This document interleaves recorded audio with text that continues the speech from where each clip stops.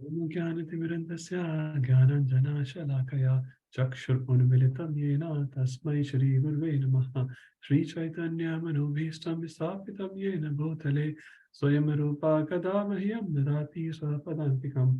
वन्देऽहं श्रीगुरु श्रीयुतापदकमलं श्रीगुरून् वैष्णवांश श्रीरूपं साग्रजातं सहगणरघुनाथान्वितं तं सजीवं साद्वैतं सावधूतं परिजनसहितं कृष्णचैतन्यदेवम् Shri Radha Krishna Padana Sahigana Lalita Shri Vishakhanvitancha He Krishna Karuna Sindhu Dinabandha Jagatpate Gopesha Gopika Kanta Radha Kanta Namastate Bhakta Kanchana Gaurangi Radhe Vrindavaneshwari Vrishabhanu Sute Devi Pranamami Hari Priye Vancha Kalpa Tarvescha Kripa Sindhubhya Evacha Patitanam Pavanebhyo Vaishnavebhyo Namo Namaha Jai Shri Krishna Chaitanya Prabhu Nityananda Shri Advaita Gadadhara Shri Vasadi Gaura Bhakta Vrinda Hare Krishna Krishna Krishna Hare Hare Hare Rama Rama Rama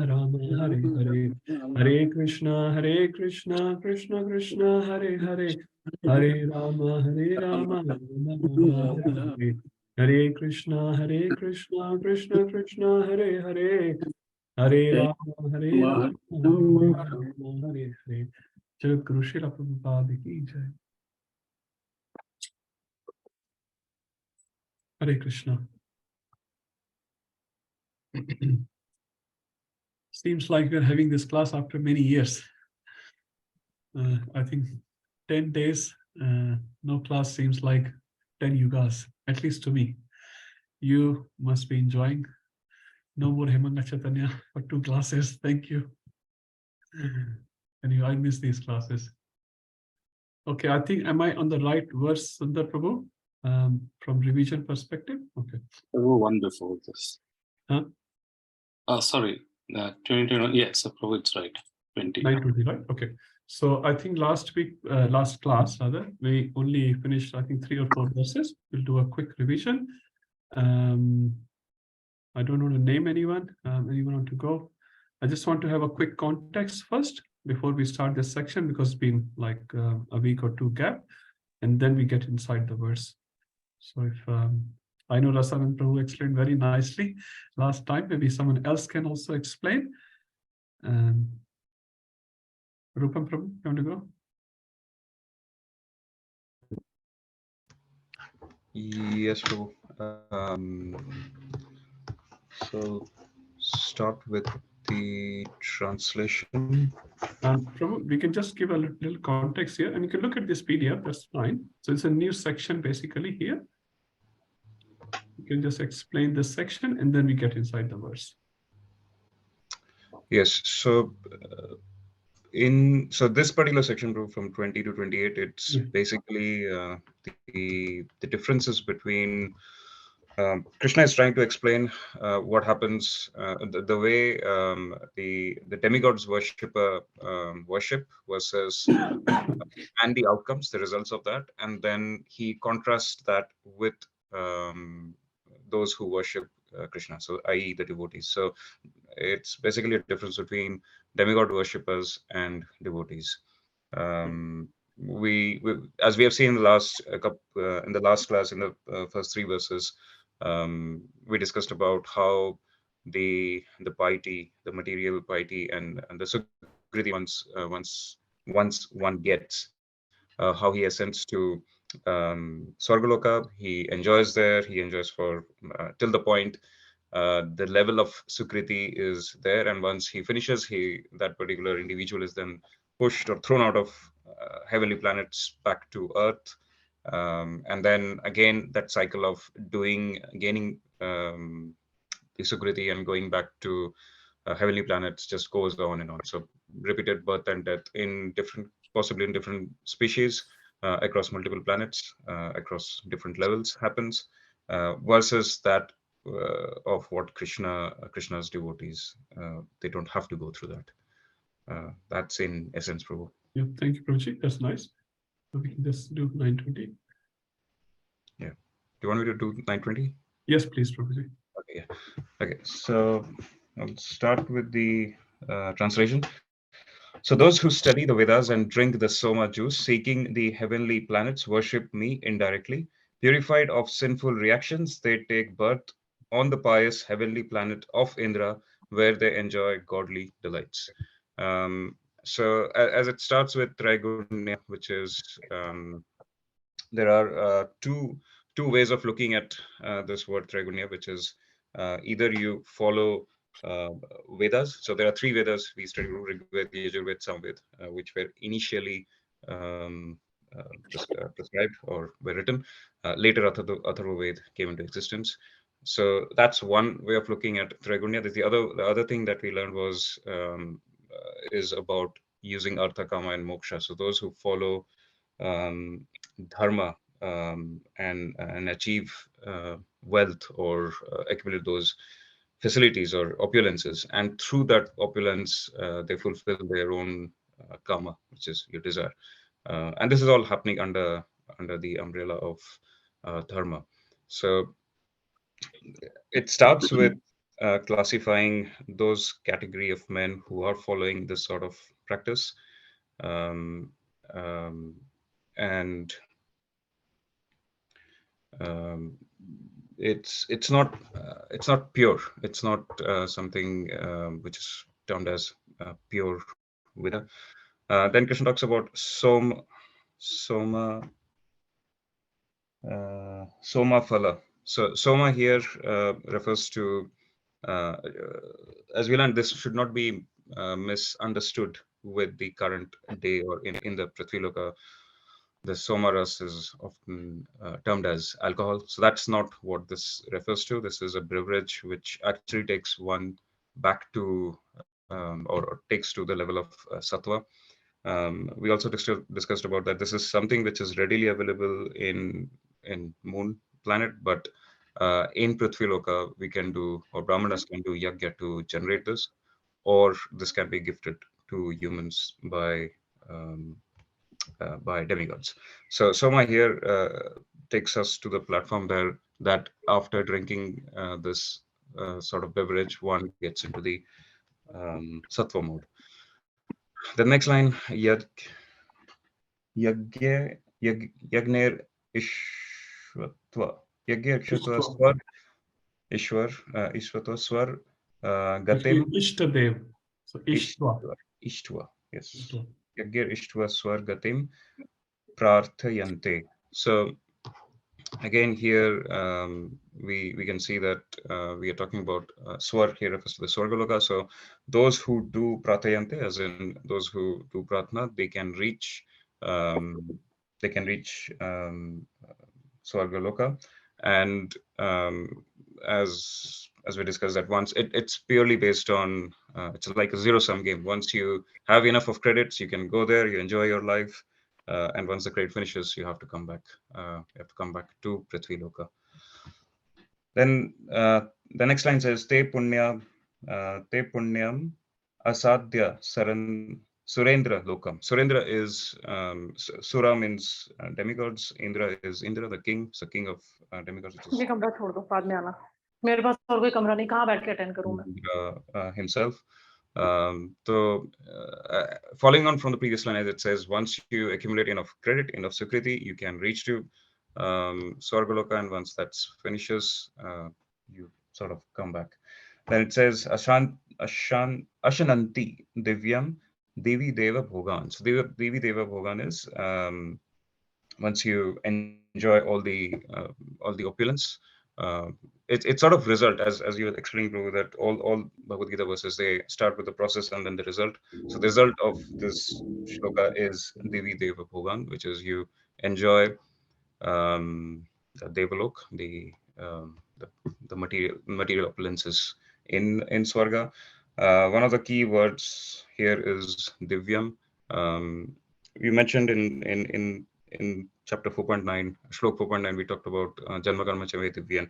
There, the word Divyam was used to refer to spiritual, whereas here it's been used to refer to celestial or material pleasure. And the reason being, it's easy to compare that with material pleasure. So as we were discussing about the opulences that you get in Prithviloka versus that of Swargaloka, Swargaloka it's way high, and this whole equation of when you get once someone gets the Sukriti ascends and goes back, and then once it finishes it, they come down. It's easy to compare that in a material sense than doing it in a spiritual sense. So that's how I understood that. That's why the word Divyam is used. Then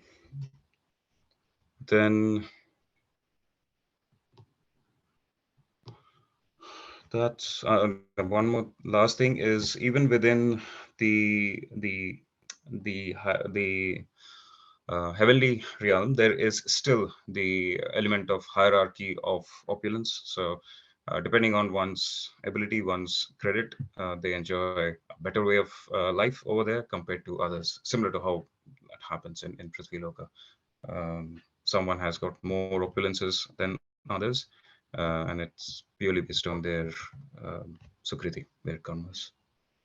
That's in summary, Prabhu. Thank you, Prabhuji. Nice description of Swargaloka. Summarized description.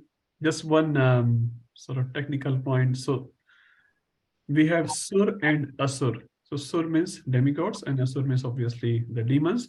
Sura means Madira, means wine. So we accidentally sometimes say Sura. Actually, it's not Sura, it's Sur. There's a difference in the meaning. So Sur. And we also have in Hindi, Sur. If you say Sura, actually it's a very different word. Sura is Madhyapan, Madira, wine. Anyway, just a side thing, nothing more. Thank you, Rupam Prabhuji. Thank you. Prabhu, then why is it called Surahi?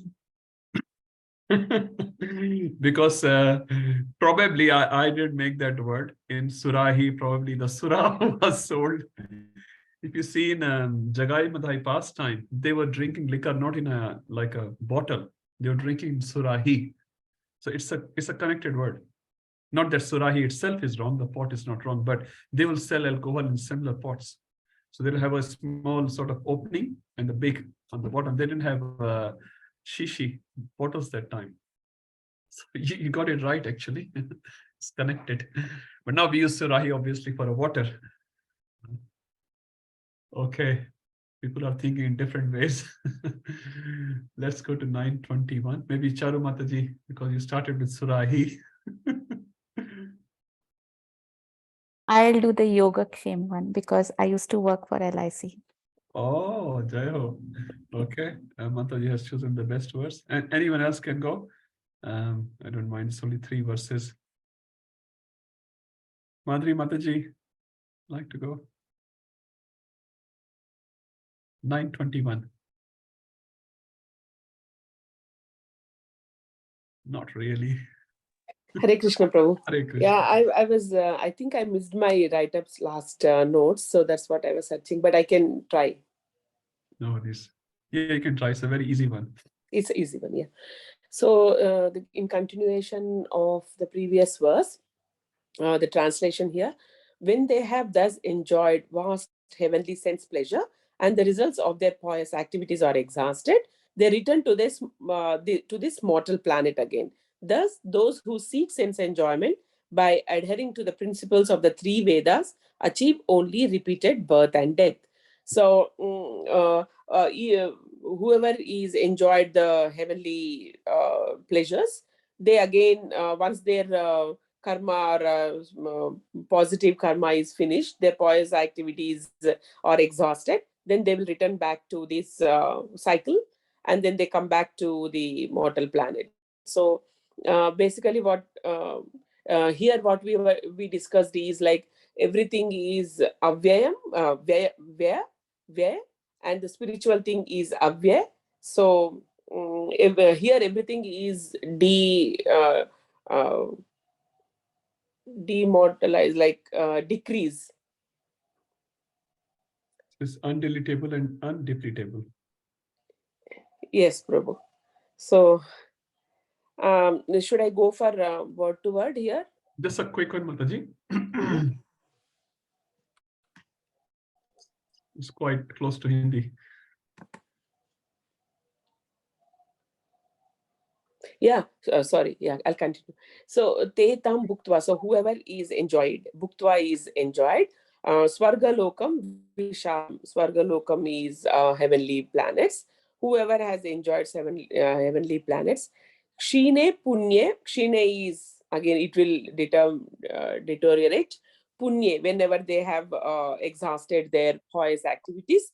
Martya lokam vishanti. Again, they come back to the mortal planet, which is Earth. So, evam trayi dharmam anuprapanna. So, whoever is followed dharmam is anuprapanna is whoever is followed, and gatagam kama labante.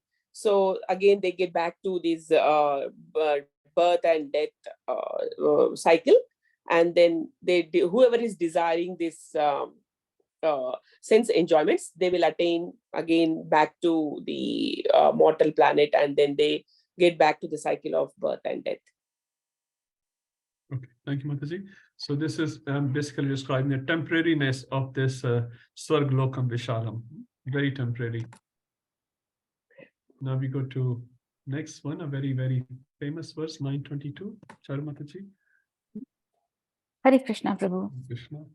So 922, translation. But those who always worship me with exclusive devotion, meditating on my transcendental form, to them I carry what they lack and I preserve what they have. So in this verse, Krishna is contrasting demigod worship with pure devotional service. And it's a very, very important verse because it actually talks about how one can achieve complete perfection by worshipping Krishna, and how one can get achieve or acquire Krishna's grace by worshipping him.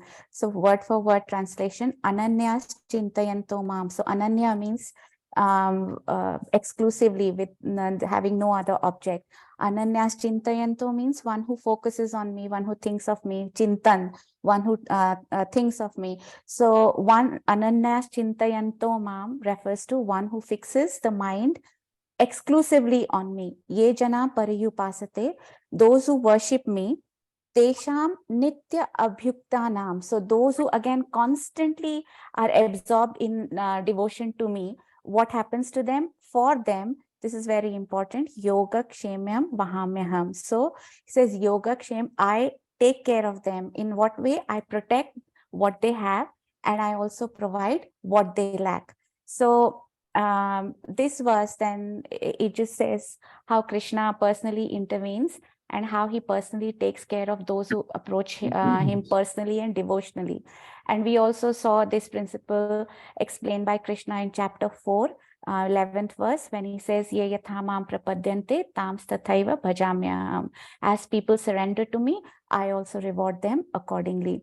So the main principle Krishna is trying to explain here is that if you approach him with devotion, then he takes responsibility personally and he takes care of them very personally. So I am also reminded of another verse. I don't know if you referred to it, but I think you did in one of the classes, where during Ram Navami, where Vibhishan says, Ram says to Vibhishan, if you just say once, I am yours, O Lord, then I take care of you. Then I protect you all the time. So there is a similarity between these two verses.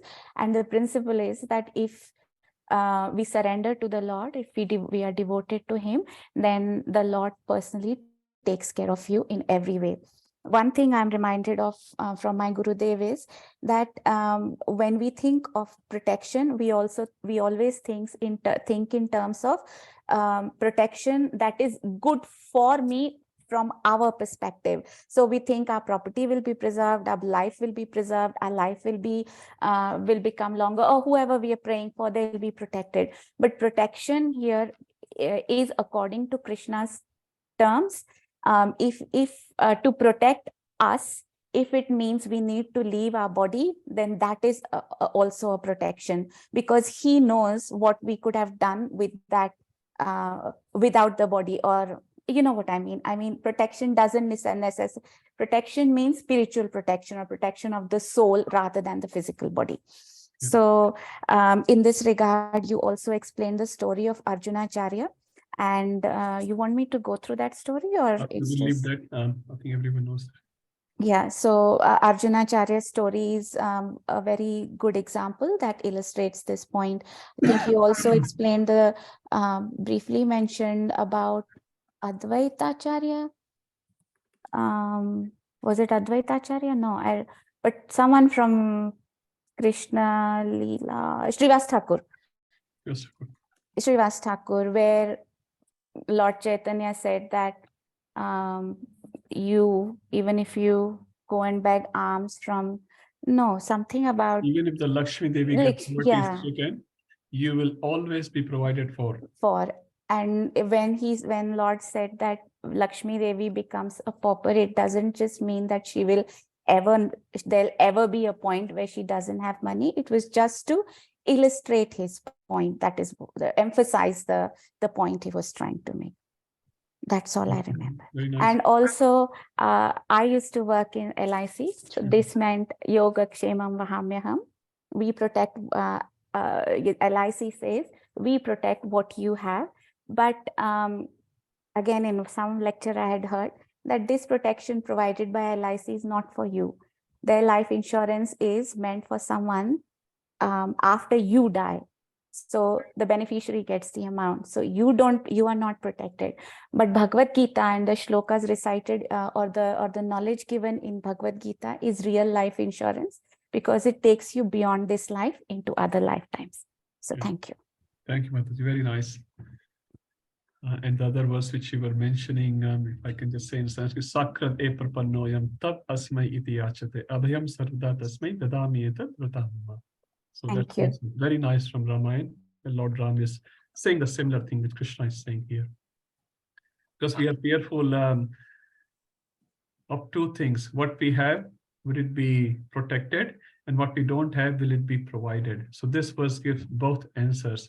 If you are with Krishna, everything will be provided. And as Shad Mataji very nicely explained, it's not about physical protection of our body, our family, wealth, or whatever possessions we have. It's about the spiritual protection. So Krishna protects the bhakti of the soul, not the body of the soul, the money of the soul in that particular body. So that's very important. And good example is Bharat Maharaj. When he left the body and he became deer, can you say Krishna protected him? No, he became deer, he became a pashu, he became animal, and he got degraded. He was such a great devotee. Did he protect? Did Krishna protect him? Yes? No? Fakir Radhika Mata is saying yes. Can you please explain your reasoning?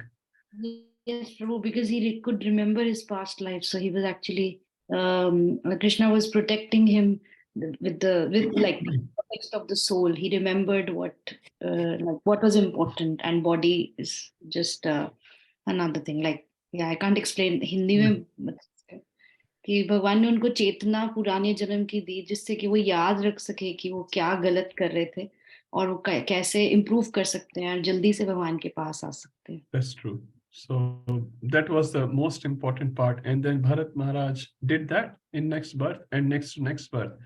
So that is most important. If we were there instead of Bharat Maharaj, we'll probably, blaming Krishna. Mujhe pashu bana diya. You made me an animal. I did so much devotion. I left the whole kingdom. I left my family. I left my wealth. And you made me a pashu. So that's why many times our acharyas explain, forgetfulness of the past lives or the past memories is very useful. It's very useful. Otherwise, we'll get stuck in this blame game. Blaming ourselves, like I did mistake, I was guilty, or blaming others or blaming Krishna. So this makta smritir jnanam apohanam cha. So apohanam, forgetfulness, has its own importance as well. And sometimes we say, Krishna yaad nahi, I don't remember anything. But that doesn't mean much at all. We don't remember when we were in the garbh of our mothers, but it doesn't mean anything actually. Even if you remember, what change will it bring? Probably more negativities instead of positivities. So Krishna says, forget what you have done. If you start nicely in this birth, use this birth nicely, you can still come back to me. Okay, let's move to the next verse. So I think it's the first verse of today, 9:23. Maybe I can request Manmohan Prabhuji.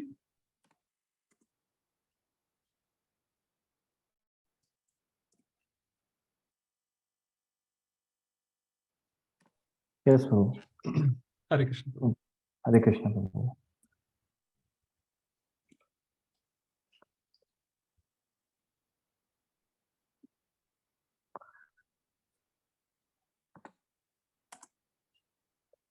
येप्य अन्य देवता भक्ता Yepi अन्य देवता भक्ता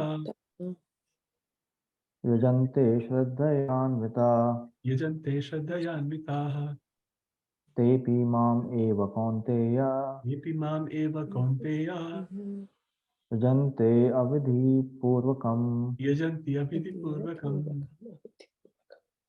Translation: Those who are devotees of other gods and who worship them with faith actually worship only me, O son of Kunti, but they do so in a wrong way. Hare Krishna.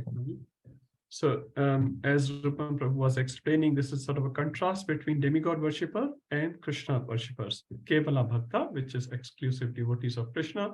So now when we are continuing that theme, so Krishna represents another very nice philosophical point here. Yepi Anya Devata. So very simple. Anya as other Devata Bhakta. They are devotees of other demigods. Yajante. Yajante means worshipping. Now, one thing actually I wanted to add in the previous one, which probably we didn't discuss, but that's fine. Just two technical things. So paripasate. So upasana word, we all know upasana. It says paripasate. So the prefix here is paryu, you can say. Now, anyone can contrast another famous verse in Bhagavad Gita where this similar prefix is used. Very, very famous verse. Similar prefix is used. Sarva dharmanu parityaja. So the point of emphasis here is upasana is one word, paryupasate, parityaja, complete worship. And see, Prabhupada writes here, properly worship. Not just worship, I'm doing my duty. Proper worship, proper giving up, proper giving up. So this emphasis is given in many places. And another word here is nitya. Everyone understand nitya, which is always, regularly. Abhiyuktanam. So ek hai yukta. Yukta means well situated. You are yoga yukta, you are dhani yukta, whatever, you have that thing. Huh? And now I'm saying abhiyukta. Abhiyukta means Prabhupada writes, fixed in devotion. So it's not just like, I'm also Krishna's devotee. I go to Janmashtami festival in ISKCON temple in North Sydney. Yes, that's nice. This is abhiyukta, very well, properly fixed, situated. Huh? So if you read this prefix, then it will sort of emphasize the word which is following this prefix. And then you will understand it's not just a word. Paryupasate. Ye janaha paryupasate. Very well, proper worship of Krishna. Proper again means what pleases Krishna. So we can look at these prefixes. They have a lot of importance. Now come here. Yepi anya devata bhakta yajante. So here is not written paryujante. Paryupasate. What is it? Yajante. They are doing yajan only. They are doing yajan. And why is the word is used yajan here? Mostly, if not all the time, it's a business transaction. I worship Ganeshji, I worship Hanumanji, I worship Ma Durga, I worship Shivji. They're all actually devotees, but I worship them not for devotional purpose. I worship them for transactional purpose. I worship Ganeshji so that all my inauspiciousness in my jobs or family or health goes away. That's why I worship Hanumanji. Chaitanya Prabhu was giving a class somewhere, I can't remember. And he said, people worship Hanumanji and say, तुम तो हो बाल ब्रह्मचारी, दे दो मुझे Kanyakumari. Chaitanya Prabhu was explaining, Hanumanji is a Bal Brahmachari. He is a Bal Brahmachari. He is a Naishtik Brahmachari. And to that Naishtik Brahmachari, you're asking, De do hame Kanyakumari. Give me a suitable match. So this is very opposite to the concept of devotion which Hanumanji is carrying. Lord Ganesh is carrying. Lord Ganesh is a devotee of Narsingadev. Durga, she's a Vaishnavi. So why I'm emphasizing this point? Because when we don't directly worship at least, but others worship, we can see this is purely it's not a devotion most of the time, if not all the time. So So the word yajante is important here. Paripaste is important there. We cannot use, someone was saying up to an extent, actually, bhakti can only be done, Radha Govind Maharaj, bhakti can only be done for Krishna. It's a very strong statement, actually. You cannot say, I'm a bhakta of Ganesh. You cannot say that. Bhakti, there are few words which is specifically should be used for Krishna only. Now, people use in India, at least North Indians will know, Ambedkar Jayanti, this Jayanti, that Jayanti. Actually, Maharaj was saying the Jayanti word should only be used for Krishna, because Krishna only has this power to appear. Now, without due respect to Ambedkar ji, has some good qualities, no doubt. He cannot make himself appear in a particular family, particular time. They just don't have this. So we use this Jayanti word for political reasons, Mahatma word for political reasons. It should not be used. So word carry a meaning with them. So by using those words inappropriately, we just destroy the whole meaning of them. And this is inappropriation of Bhagavad Gita. And the same thing has happened here. Mataji was saying she was working in LIC. They have sort of, extracted this line, Yog Shem Vahamyam. It's got nothing to do with you, actually, nothing to do with you. And they sort of try to prove themselves very authenticated. Then people will trust them and buy the product. But actually, that product has nothing to do with you. And this is called cheating. The whole word is just, Prabhupada said only two things are happening. You're cheating someone or you're getting cheated by someone. There's only two things. There's no third thing here. This word is full of cheating. So I thought yajante is important here. Shraddhayanvita. So they have Shraddha. They would have Shraddha. So Shraddha is definitely there. And that can be not only in demigod, it can be in a politician as well. You want to become a political leader, so you'll be worshipping some political leaders in your line. So ye bhi anya devta bhakta yajante shraddhayanvita. Anyone can contrast this particular line with another verse of Bhagavad Gita, which we have read recently. Or tell me a close by. I'll show you. 22 or 23. Yep, that's the one. So sataya shraddhaya yuktasya radhanam ipe labhate cha tata kaman mahita yugatan. So I'll show you 21 as well. So if you remember, we discussed a similar section in 7th chapter where Krishna is saying yo yo yam yam tanum bhakta shraddhaya architum ichhati. So if they want to worship a demigod, what I do? I increase their faith. Krishna is saying that. So you want to worship a demigod, I will increase your faith in that demigod. Krishna is not like, I am the boss, recognize I'm the boss. He's like, oh, you like my minister, it's all right. It's all right. Similar thing is explained here. Yepi anya devta bhakta yajante shraddhayanvitaha. So what will be the result? That we'll discuss in a minute. Tepi mam eva konteya. Mam eva means certainly. They are actually worshipping me only. So if you worship a demigod, you are actually worshipping me only. But the last line is the crux of this verse. Yajanti again, upasate, devotion, worship. Avidhi purvakam, not vidhi purvakam, avidhi purvakam. So you're doing devotion to them, which is also a devotion to me, but that is not what I recommend. Avidhi purvakam. Vidhi means with regulation. Avidhi means not with regulation.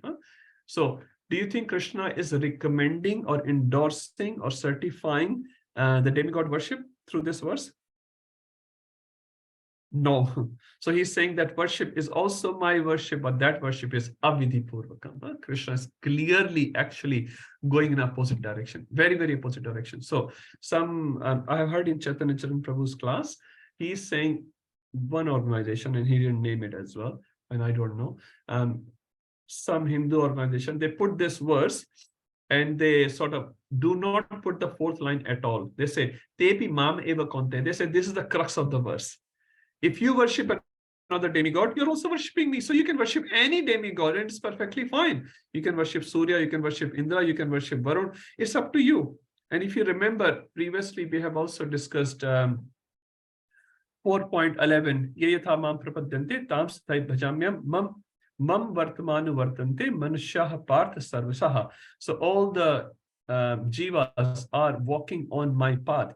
But not all the path will lead towards Krishna. Some path will lead towards Krishna, some path will lead against Krishna. Now we are talking about Sura, not Sura. So Sura will take you towards Krishna or against Krishna. It's made by Krishna. Sura is also made by Krishna. Asuras are also made by Krishna, but if you follow Sura path, it will not go towards Krishna. So path is Krishna, that's clear. But some path will lead towards Krishna, some path will lead against Krishna. And here in this verse, very clearly, Krishna is saying, Yajanti avidhi purvakam. So you're not worshipping me properly. Now, if your father comes to your home and you cook a sabji, your father or mother, say mother in this case, mothers are more sensitive, and they'll say, haldi kam dali hai. You put less haldi in there. Huh? There's too much mircha, too much salt. Huh? So mothers will tell you that this sabji is not well prepared. Some devotees make laddu for Radha Gopinath. They are perfectly made. If you ask me to make a laddu, Mataji will go, Vijay Gopi Mataji just coming from temple. Huh? And Mataji will straight away say, Prabhuji, this is Avidhi Purvakam. You have not followed the recipe at all. I just don't have that capacity. Huh? So what is trying to say, this will not be pleasing to Radha Gopinath. Make it nice. Make it nice. Huh? So all path does not lead to the same destination.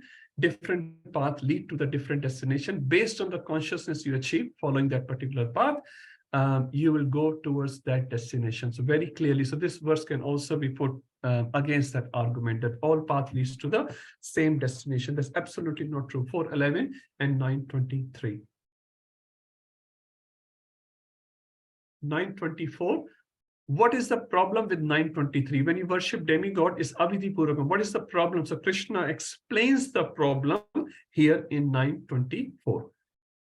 Anyone now, so Prabhu? Prabhu, can I please. quickly ask something? Sorry. Sure. I just wanted to ask you, like you talked about that organization which misinterprets this whole thing, saying that, you are worshipping the Lord only. But how do they explain and get away with this avidhi purvakam? Like, it's very clearly stated. Yes, it's so clear. So Prabhu, Chaitanya Prabhu was explaining, they remove the fourth line. You won't believe some organization, and I've heard in lectures, they remove many lines of Bhagavad Gita because people in general do not know. There has to be 4 lines and this line, they line. I heard in another organization, in Rishikesh, the children are reciting these verses I heard in a lecture. Famous verse, 1866, Sarva Dharmanu Parityaja. You know what they have made this verse? Sarva Adharmanu Parityaja. That's what they recite. They're teaching children. And this speaker was telling in a class, he's saying, if Krishna had to say Sarva Adharmanu Parityaja, then he doesn't have to speak the whole Bhagavad Gita. You just lost the whole point. So adharma is definitely need to be given up. So Krishna doesn't have to do Mamekam Sharanam Vaja. But for Krishna's worship, sometimes you have to quit even dharma. In the famous example, Yudhishthira Maharaj, when Krishna said, Ashwatthama Hato, and Yudhishthira was hesitant to say that. And then it says some versions of Mahabharata, not all the versions, Yudhishthira's chariot was never touching the ground, it was always 1 foot above or something like that. But after this incident, Yudhishthira Maharaj's chariot came down. Karmis explain, because Yudhishthira Maharaj lied, that's why the chariot came down. Our acharyas explain, no, that's not the case. He was hesitant to follow Krishna's instruction. If you read in Yamraj instructions to his Yamdutas, it says, Dharmam tu sakshat bhagavat pranitam. What is dharma? Definition of dharma, one definition of dharma. Bhagavat pranitam. Whatever Bhagavan says, that's dharma. Now here Krishna is saying, tell Ashwatthama is dead. And you just said like, no, how can I lie? I've never spoken lie. Even everyone knows me as a personality of truth. How can I lie? He was arguing with Krishna. Krishna saying, no problem. As you desire. Yatechisi tatha kuru. Whatever you desire, you do that. Eventually, Yudhishthira did in a very indirect way, and his chariot came down. And that commentary of our acharyas, Gaudiya Vaishnava acharyas, make much more sense. Much more sense. You remember the story of the Brahman who has taken a vrata of always speaking the truth. When a butcher came, the cow passed and the butcher came. Everyone knows that story. I will not go in detail. And he pointed with the finger. So he thought, I'm not speaking the truth, but he still pointed to the truth. He was trying to trick sort of material nature. And he became the Brahman expert. Everyone knows that story? Someone saying yes and no. Okay, I'll quickly say it's a very nice story, and you will hear this in our classes in ISKCON a lot. So there's a Brahman who had taken a vrata, a vow that he will always speak the truth. So one day he was meditating and he saw a cow passing by in a very anxiety situation, and cow passed by and say towards left. And then the butcher was coming, a Muslim, Yavana was coming behind the cow. And he asked this Rishi, have you seen the cow going here? Now Rishi thought, oh, I'm in Dharma Sankat. If I speak the truth, the cow will die.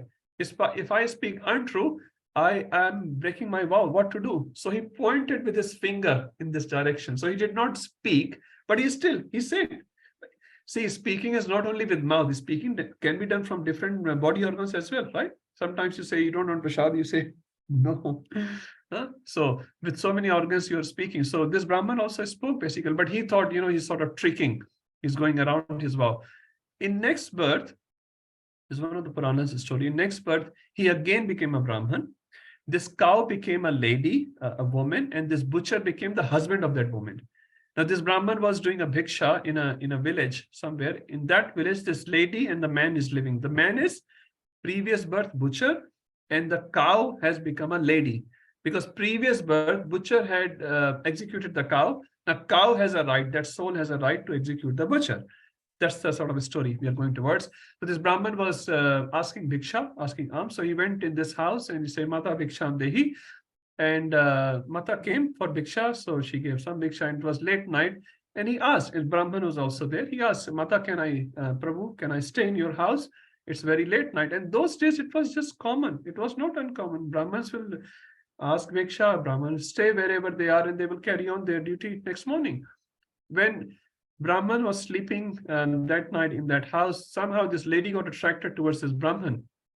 And she came in the middle of the night and woke up this Brahman and asked for some association. And Brahman is like, what are you saying? And when a Shastra says, when a woman becomes kami, lusty, you cannot stop. Even Lord Ram says that when the nose and ear was cut off of Shuntlaka, he said to Lakshman, the woman who's kami and krodhi can be more dangerous in death. Anyway, same thing happened in Ramayana, same thing happened here. This woman got so lusty and then so angry. Urvashi, same thing happened in Sarvaloka. When she gave proposal to Arjun and Arjun refused, Urvashi got angry. Now, one moment before, Urvashi is requesting Arjun to give me your association. Next moment, she becomes so angry, gives curse to Arjun. This is the flip side. You can see this is material world. Lust and unfulfilled lust becomes krodha. Many incidents in Shastra. Anyway, so this woman became so lusty, and after that so krodhi, so angry, she killed her own husband. She didn't want to kill a Brahman because she still wanted the association of Brahman. Now she is a Vedic culture lady. She's killing her own husband. Now, killing her own husband, she has sort of fulfilled what has happened in the last month. What butcher did to cow has done to the butcher. That's sort of sorted out. Now, this Brahman, and what she did, she attacked the husband with a knife, and she stabbed the husband till the death. And then when husband died, this woman started ripping her clothes and shouting to the villagers, come. This Brahman, the visiting Brahman, is trying to break my modesty, break my chastity, and he has killed my husband. Now villagers came and they were shocked. Oh, I thought you're a good Brahman. And this Brahman said, I've done nothing. And Brahman was completely innocent. So villagers said, Brahman cannot be killed, but some punishment has to be given to this Brahman because he has done such a nasty job. He has killed another Brahman and trying to, break the modesty of this lady. Although Brahman was not at fault at all. So they said, cut off the hands of this Brahman. Cut off the hands. Now, these are the same hands which Brahman has used in the previous birth to point out to the cow. So many times we don't do the action by our words, by our actions, but we still do the action. So we still get the reaction. So laws of karma, gahana karmanogati is very intricate, very intricate. This Brahman had hands got chopped off. So the Brahman was thinking, I have never committed any sin in my life. How come it has happened? So he prayed to Surya Devta. That's the story it says. He prayed to Surya Devta and said, what wrong I have done? So Surya Devta explained what wrong you have done in the previous birth, and he regained his hands again as a Brahman. So anyway, so the point of this story is this Gahana Karunogati. The intricacies of karma is extremely sort of hard to understand, but they come back. So we should work as much as possible as a person under Krishna, because if you are outside Krishna, very dangerous, very, very dangerous. So when we talk about these three lines, LIC line and all that, people are presenting Bhagavad Gita in a very, very different way, very, very different way. And normal janta, normal populace doesn't know about it. And they say, yeah, that Guruji is teaching it, must be correct. ISKCON wala is incorrect. Okay, it's not ISKCON's Bhagavad Gita. This is eternal Bhagavad Gita. It's presented by ISKCON as it is. Okay, I went a little bit, I guess, too much in a story way, but the story is very nice. I really love this story. Sakhi Radhika Mataji. Prabhuji, this story which you just told, can this be also related, like, I'm just thinking, please correct me if I'm wrong. Can this be also related, like even Bhishma Dev, he kept his vow over following the dharma, similar to the Brahmana. So in our own life, we can learn that we like keep the dharma above what we like. We follow sometimes Chaturmas or something, but we keep the dharma ahead of what we like. Putting ourselves is first, in both the stories, like their pratigya was more important than following the dharma. But that's what they did the mistake. That's what the mistake of Bhishma Pitama, that was the mistake of this Brahman. So the dharma is made for protection. Bhishma was not able to protect Draupadi. He should have protected Draupadi. Simple as that. What's the vow? The vow is for something useful, beneficial. But the vow itself become the cause of unbenefit. Like, I don't know, another religion, they kill other people on the name of jihad. Huh? This is the jihad. But what is the dharma there? Huh? You're killing innocent people, unequipped people, unalert people. So that's not dharma. That's adharma, clearly adharma. So similarly, Bhishma Pitama, actually, he was just into following his vow. But what is the reason for that vow? To protect. This Brahman should have said like that, different direction, and he would have got the best destination. But because he said the truth became actually adharma for this Brahman. So we have to understand not just the word, literal words, but what's the consequences of this?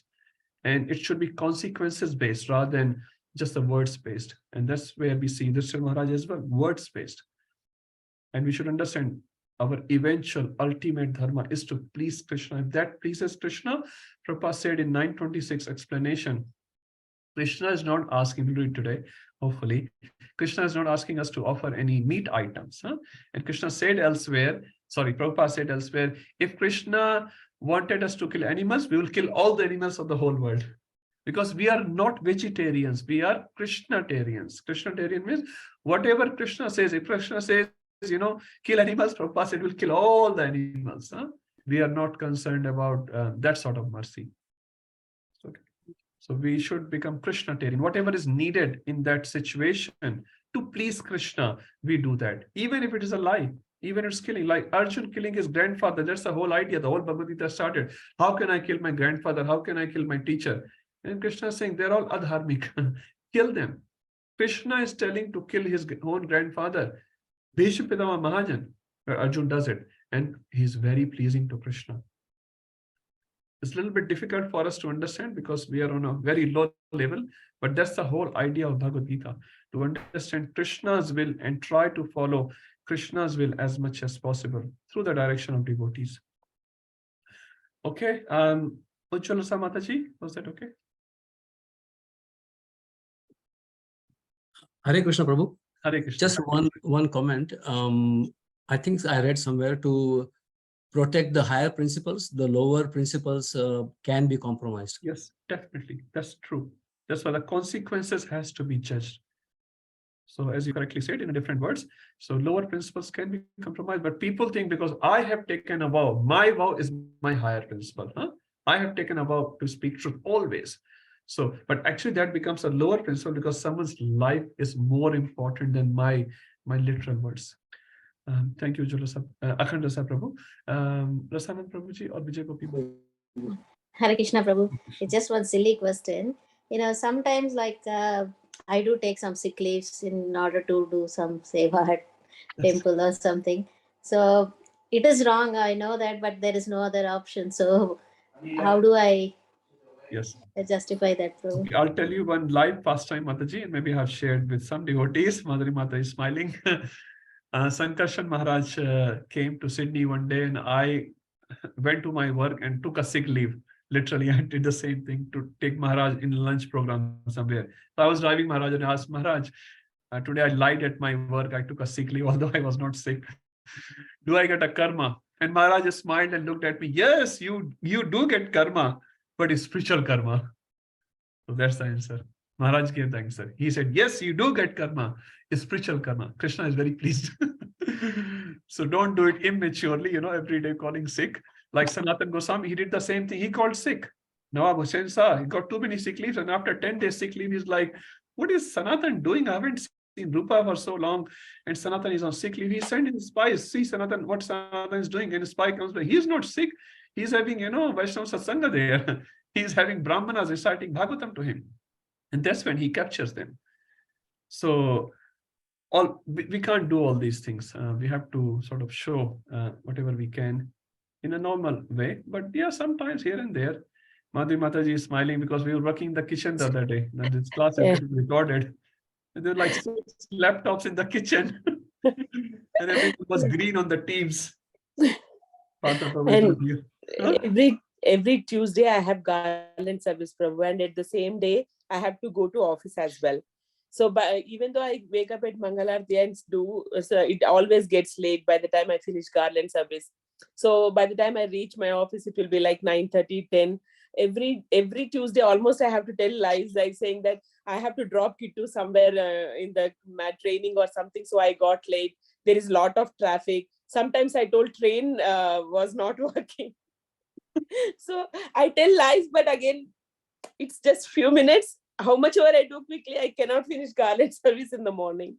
No, Mother, it's all okay. Manmohan Prabhu is going to share another incident, how he lies in his profession. What about chanting at work? Chanting at work. Actually, very, very nice question. Another devotee, I don't know name him, very nice devotee. He actually does not chant at work. And I was saying, you can chant some rounds because he struggles to finish 16 rounds. He's saying, no, they pay me, so I have to be loyal to them. Any ideas? Can we chant at work? Like as per this, he's very nice. Like what he's saying is correct, right? They pay me, so I have to be loyal to them.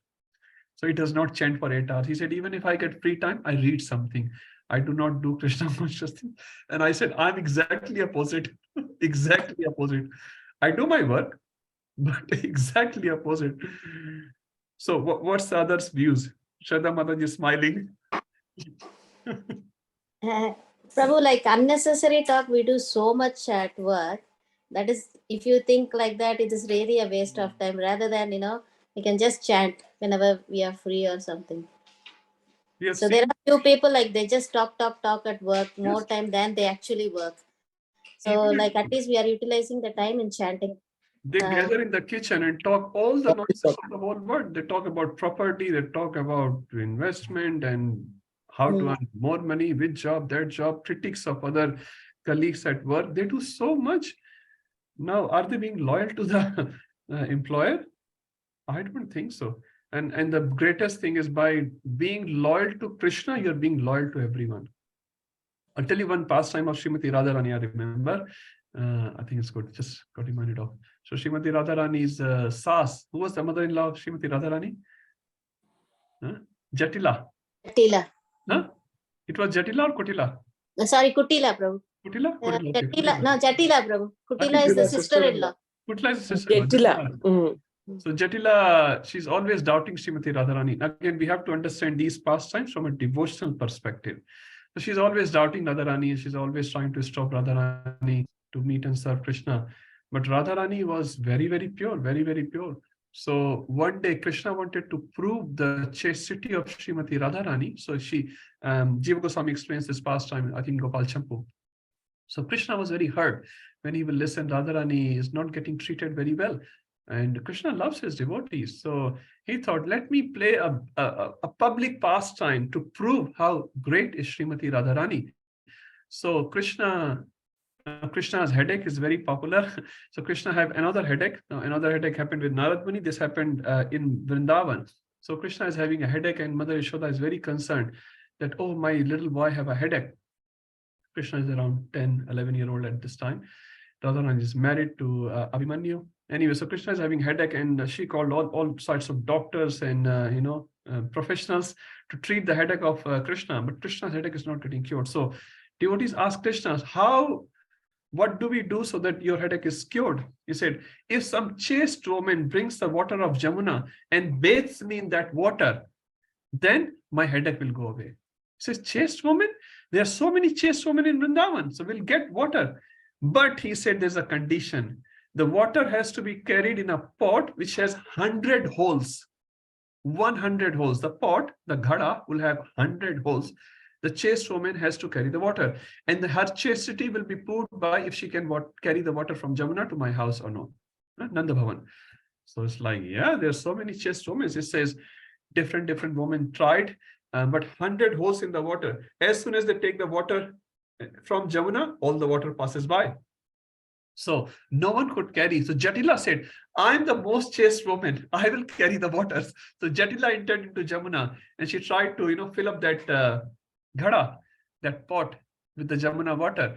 And she picked up the water. All the water came down. Everyone was unsuccessful. So someone said, why don't you give Jatila opportunity to your daughter-in-law, Radharani? And she said, Radharani? She's the most unchaste woman in the whole Vraja. She cannot do. She's like, as per her opinion, she is not even qualified for the test. Don't even ask. She's a very unchaste woman. She's saying about Radharani. But people say, no, at least you should give opportunity. And at least her unchastity will be proved. So Jatila thought, that's a good idea. In public, her unchastity will be proved today. She said, Radharani, go, get the water for Krishna. Radharani went to the Yamuna. She took the same pot and took the water. Imagine what happened. Not even a drop came out. And then Jatila is watching Srimati Radharani. Whole Vrindavan is watching Srimati Radharani. Radharani is walking. Jatila is just waiting when the water will fall down. So there must be some mysterious act here. The water will definitely fall.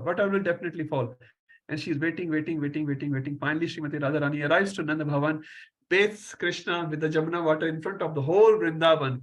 And Krishna thus proved the super chastity of Srimati Radharani. So when we are chaste to Krishna, actually, we are chaste to everyone. Not, it doesn't mean we become stupid, but our chastity to Krishna will protect us from all these undesirable things. Tanya Mataji. Prabhuji, I just wanted to ask if we're chanting at work, or even if when we're commuting to work, aren't we doing offensive because that's inattentive chanting? Yes, definitely. So yes, when I say chanting means we can use our time properly, and obviously not looking at the computer screen and chanting. No, that's not.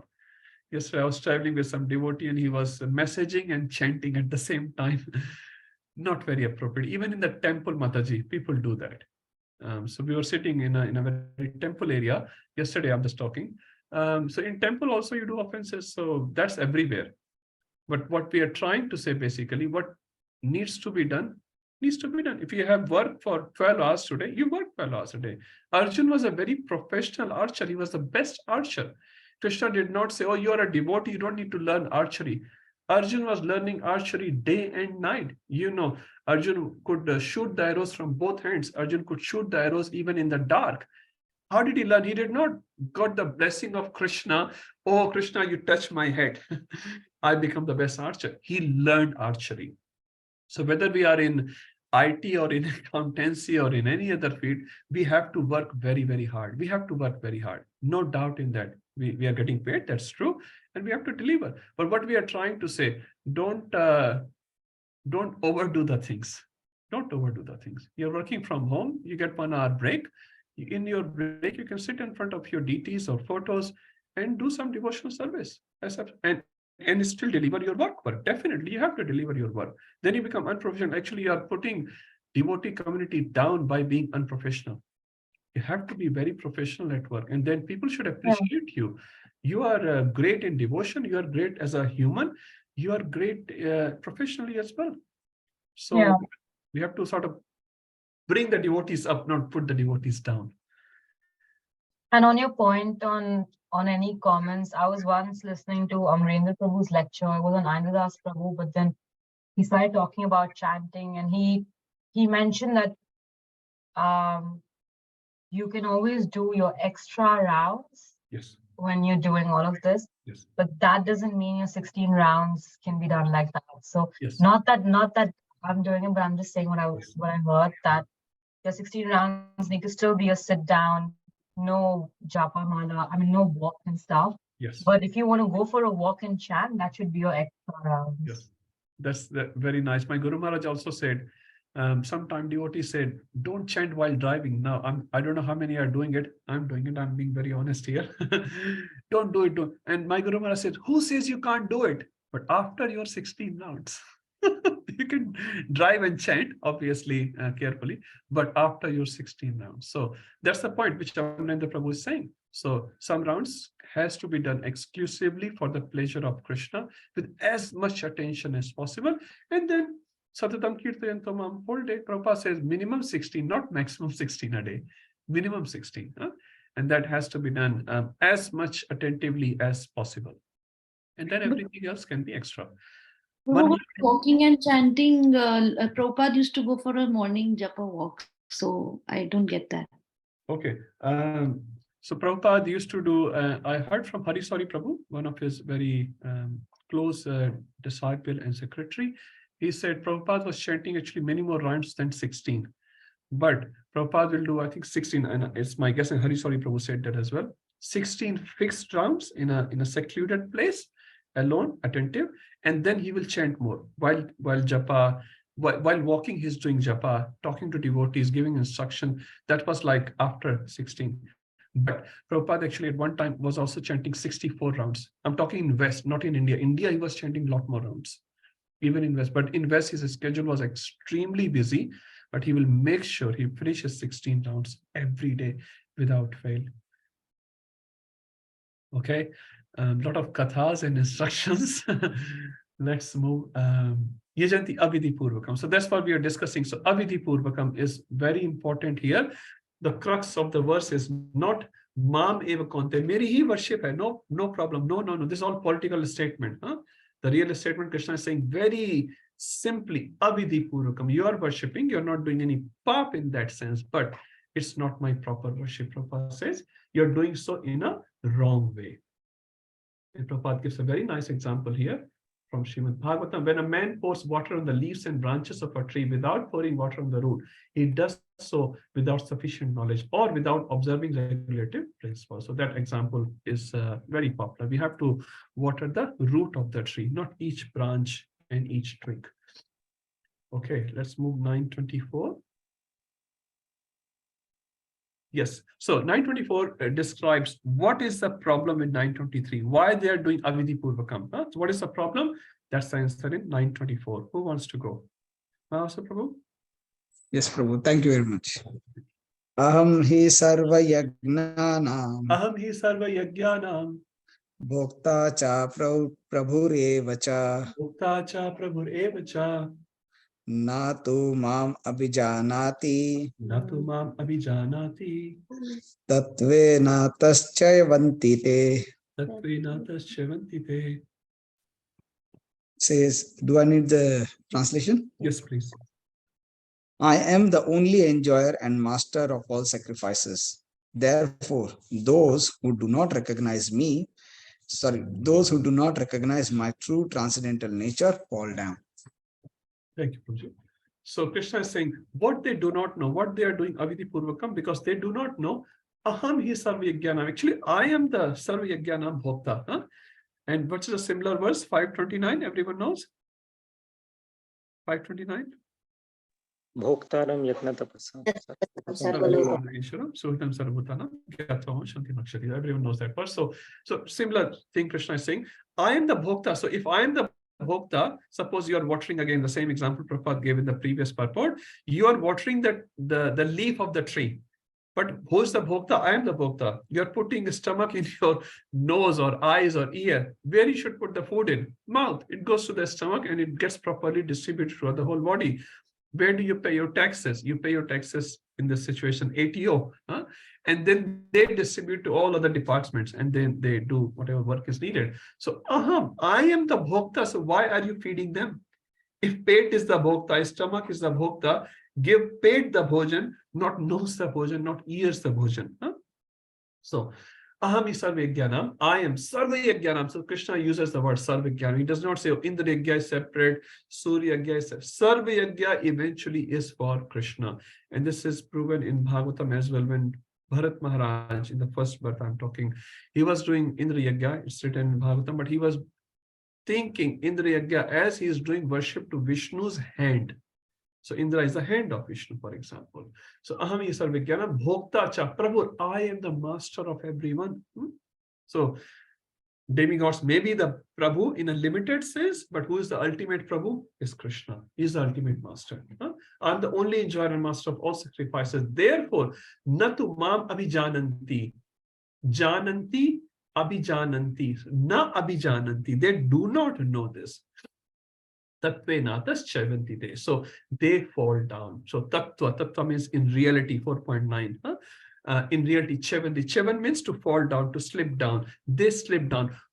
Where do they slip down to? They slip down to the demigod worship. And what happens to the demigod worship? Tetam bhuktva sarvalokam vishalam chhene purne mrityulokam vishanti. So they fall down from that ultimate platform because they do not know. They say, okay, even if I go to demigod A or B or C, it's fine. And they do all their shraddha and worship to that demigod. And what happens? They get the credit, they go to Sarvaloka and they fall down again. So Chevantite refers to the falling down from the ultimate platform and coming back to the demigod worship platform, which is very temporary.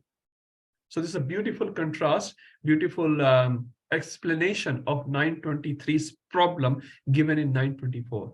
And then Krishna expands on the same line in 925, another very famous verse. Who would like to read? This is one of the important verses, verse 2. Prabhu, have you published the list for the module 2? Yes, yeah, it's already published.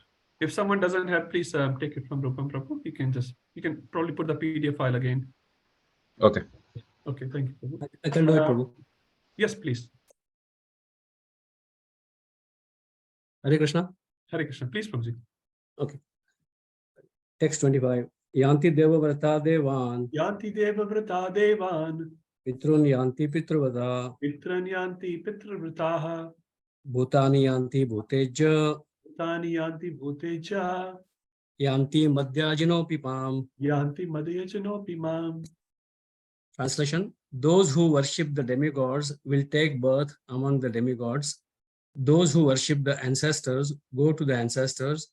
Those who worship ghosts and spirits will take birth among such beings. And those who worship me will live with me. Hare Krishna. Thank you, Prabhuji. So again, it's a very simple verse, as you can just learn one word, yanti. Rupa says go or achieve. You can say either thing. Deva Vrata. So if you do Deva Vrata, you do Santoshi Mahabrat, you do Durga Mata Vrat. From material sense, I'm talking. For a spiritual sense, obviously, you can pray to Katyayani. Gopis pray to Katyayani. But what did they pray? Give me Krishna as my husband. Chaitanya Mahaprabhu went to a Shiva temple in Ujjain, Mahakaleshwar, I think. And there he is glorifying Lord Shiva as the best devotee of Krishna. So you can pray, you can do Vrata. But for what purpose? Mahadev, you are the greatest Vaishnava Nam Yathashambhu. You please give me mercy. I can also become a devotee of Lord. And Mahadev will become so pleased with you. Durga Mata will become so pleased with you.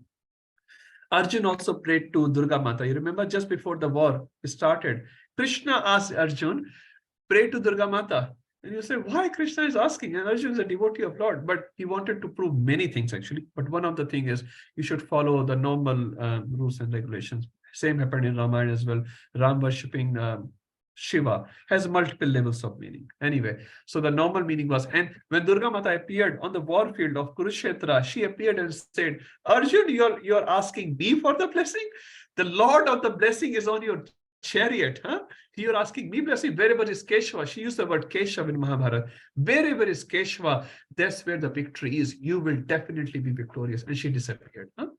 So Durga Mata is she saying the Lord of the blessings is in your chariot. You're asking me the blessings.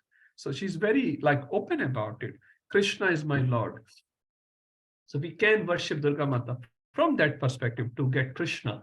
Yanti Devrata. So if you do Devavrata, Where do you end up with? Devan, Devaloka, which is what we have discussed earlier as a Pitran. You are worshipping Pitras.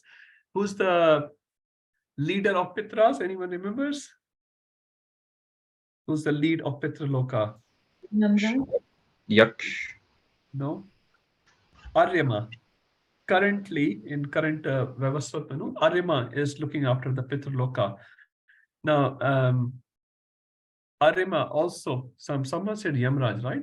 Aryama has taken the position of Yamraj when Yamraj got cursed by Manduk Rishi and he became Vidura. So Vidura, when he was on the earth planet, the post of Yamraj was empty. So Aryama not only looked after Pitraloka, also the Yamloka. So Aryama and Yamloka, they are like next door neighbors. Because Pitraloka, many Pitraloka's residents become Yamdutas later. It's a long story.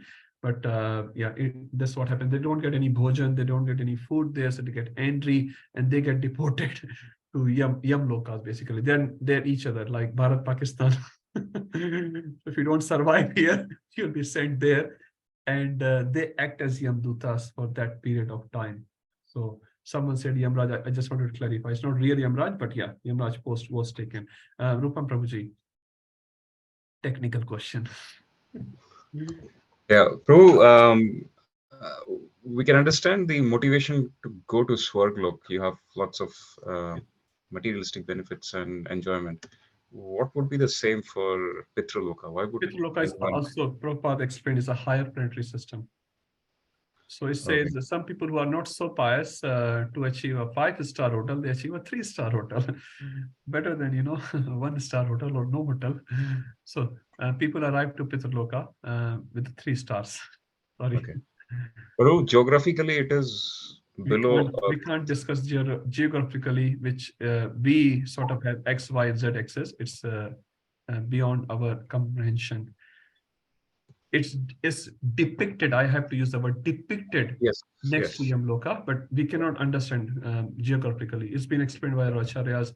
We cannot say, okay, this is up and this is down. Up and down is based on your consciousness, not based on geographical location. So here the y-axis is like sort of lower, here y-axis is higher, so it's down, not like that. Everything is, in a realm which is beyond our vertical and horizontal axes. Yeah. Because in the very famous picture which we it's depicted like that because we have to have some reference, but it's not exactly like that.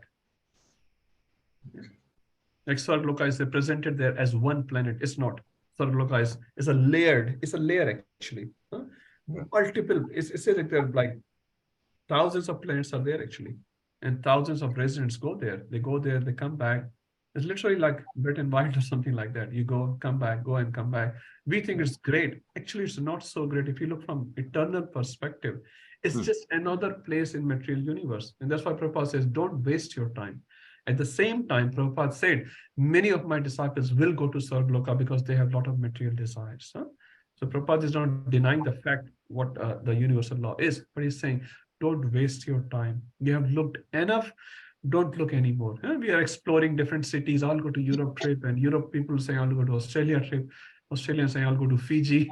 Then I'll go to this land, that land. Prabhupada said, you have seen enough. Now look at Krishna. Just become serious in Krishna. Bhakti Charu Maharaj said, you have given so many lifetimes to Maya Devi. Give one life to Krishna. It's difficult. Only Maharaj can say that. But what the point is, become serious in this direction. Okay. So on that note, so even Yamloka will be considered as one of the higher planetary system, and all those Yamdutas, which as we can, the picture of Yamduta and Vishnudutas conversing, where you see Yamdutas very weird, ugly-looking faces. So that's their definition of a good life. Generally, Yamloka, as per Lal Govind Prabhu has explained, it's like an office. No one is getting beaten there or something. It's like an office. Like the court is a very good sort of location-wise, I'm saying. It's very, very good. You don't get beaten up there, but the court order gets executed in the jail. So Patala Loka or Narak Loka, they are the execution centers. Yamloka is like the passing the judgment.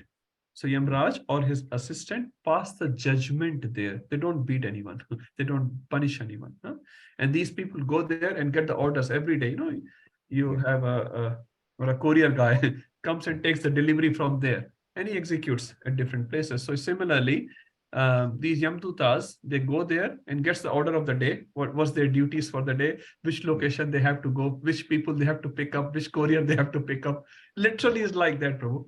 They go pick up from Prithvi Loka, from Sydney, from Chatswood, you pick up one slow from there. Then after that, 2 o'clock, you pick up from, Glenfield, another slow. They do this courier picking and they take it back to wherever appropriate lokas they have to go. Some stays in transit loka, as Pitr Loka is also considered as transit loka. Transit loka means they're waiting for their judgment. And that's where there's the children or the grandchildren has to give some food while they're waiting. Yeah. Okay, long story. Yes, bro. It's okay? Yeah, yes, bro. Okay, Mahavasu Prabhu. As soon as I go to these sort of parts, people become so curious. They jump out of the philosophy. Purana ki story, Radharani story, Pitr Loka, Yam Loka.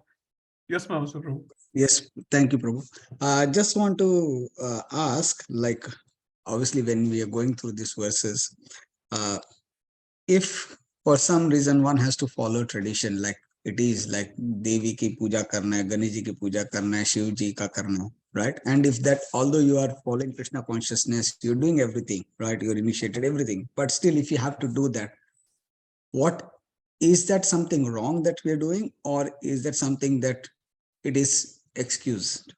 Okay. Giriraj Maharaj has explained this concept. I'll just say in my words, not Maharaj obviously has explained nicely. So basically Maharaj is saying, sometimes we have to do lokariti. Lokariti means a tradition in the loka. As much as possible, Krishna devotee should not get involved in this. But if the lokariti is not against Krishna consciousness, it's pleasing to your, say, family member, say your father and mother, something like that, then you may do it. You may do it, but don't put your heart and soul and consider that Devi or Devata as a part and parcel of Krishna, and do it just for the pleasure of your parents or society for that particular context. That's about it. But you should not put your heart and soul or any faith. But as much as possible, my Guru Maharaj said we should avoid it. But if it's like the whole loka is going to beat you up or something, we are not such a great devotee like Madhavendra Puri. Madhavendra Puri will not even do his Gayatri. I'll say, Prabhu, I'm doing Gayatri. Are we greater than Madhavendra Puri? No way. Madhavendra Puri is saying, Namaste to Sandhya Vandan. I will not do so. I just can't do Sandhya Vandan. I'm absorbed so much in Krishna's memory, I cannot do Sandhya Vandan. Now, we cannot say that. We have to do Sandhya Vandan, right? Because we are on a very lower platform. So for Lokariti, sometime we have to do this. We can do that, but in a minimal way, just to please our family members, because we are not so great. But don't put your heart and soul, and definitely no faith. And we can always say Lord Shiva as a great devotee, and you can glorify in that way. You can glorify in that way. But yeah, not in a direct worshipping. Yeah? Okay. Thank you, Prabhu. Thank you. Mataji? Yeah, Hare Krishna, Prabhu. Yeah, just curious, this Pitraloka, people desire to go there because there is a lot more enjoyment, like heavenly planets has many-fold enjoyment. Better than Prithvi Loka. But not like heavenly planets. No. So it's upper planetary system in terms of more facilities. That's what I said. You need to have, say, $500 to get admission into Sargloka. You only have $300. So Prithvi only provides you a maximum hotel, which is $100. Where do you go? So Krishna arranges for you as well. So it's like a middle people. They go. But it's not part of Swargloka, right? It's not part of heavenly planet. That's why, Pitraloka. Mataji, the whole thing is divided into 3 pieces. Upper planetary system. Upper does not mean above Earth. Upper means better facility than Earth. So upper planetary system, middle planetary system, and lower planetary system. Okay, I think I've lost my screen, right? I'll try again. Okay, 1 second.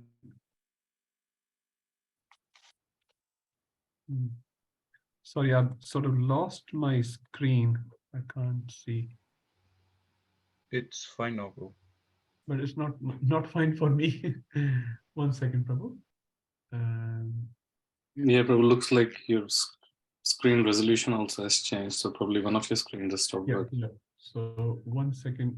Somehow it's not showing me that. screen at all. 1 second, I'll do it again, huh? And let's try.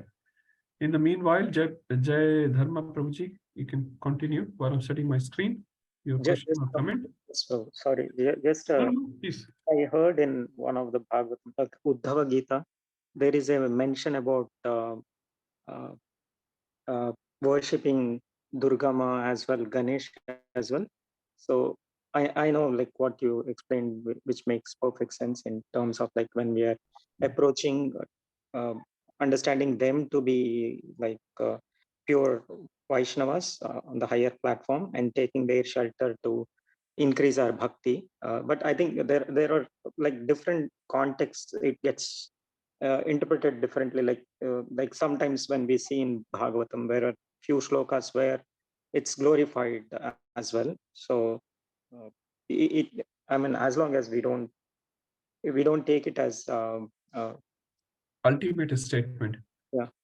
Yeah. So sometimes a simple example, even MP is the master of a particular area. We can say, oh, you are the master, you are the master. He is the master, but of that particular region. That's all he is master of. Huh? So similarly, as you correctly said, Bhagavatam also, sometimes you read an independent shloka, it will not make sense. It may look contradictory. That's why every book has a Paribhasha Sutra. And Bhagavatam Paribhasha Sutra is 1328. Ete Chanchkala Purusha Krishna Stu Bhagwan Swayam. Every shloka has to be filtered through this shloka to be able to make sense of that shloka. If you're not doing that, you're not reading Bhagavatam properly. So put that filter, put that chashma, put that glasses in front of you, 1328, then look through those verses. No? Then you can clearly see the meaning of that. That's what Jiva Goswami explains. Thank you. Yeah, okay. So reading this verse, I think halfway, Pitraloka, we got lost. That's okay. Come back to Prithviloka now. We visited Swargloka, Yamloka, Pitraloka. Let's come back to Prithviloka. Our problem exists in Prithviloka, so we have to resolve our problem here. Unfortunately or fortunately, we don't have access to Pitraloka even. 3 stars are not also available. We have to work on like 0.1 star. And we think we are great stars. Pitra Nyanti Pitrata, Bhuta Nyanti Bhute Jana. We know very well people worship these Bhutas and Pretas. And you may have experienced or even heard some people do Kali Puja and Tantric and Mantrik and all that. So Bhuta Nyanti Bhutejas, they will end up in those sort of lokas. And I don't know whether lokas is outside Earth or inside. I think inside Earth is also very common. There are a lot of Bhutas around us. I mean, real Bhutas.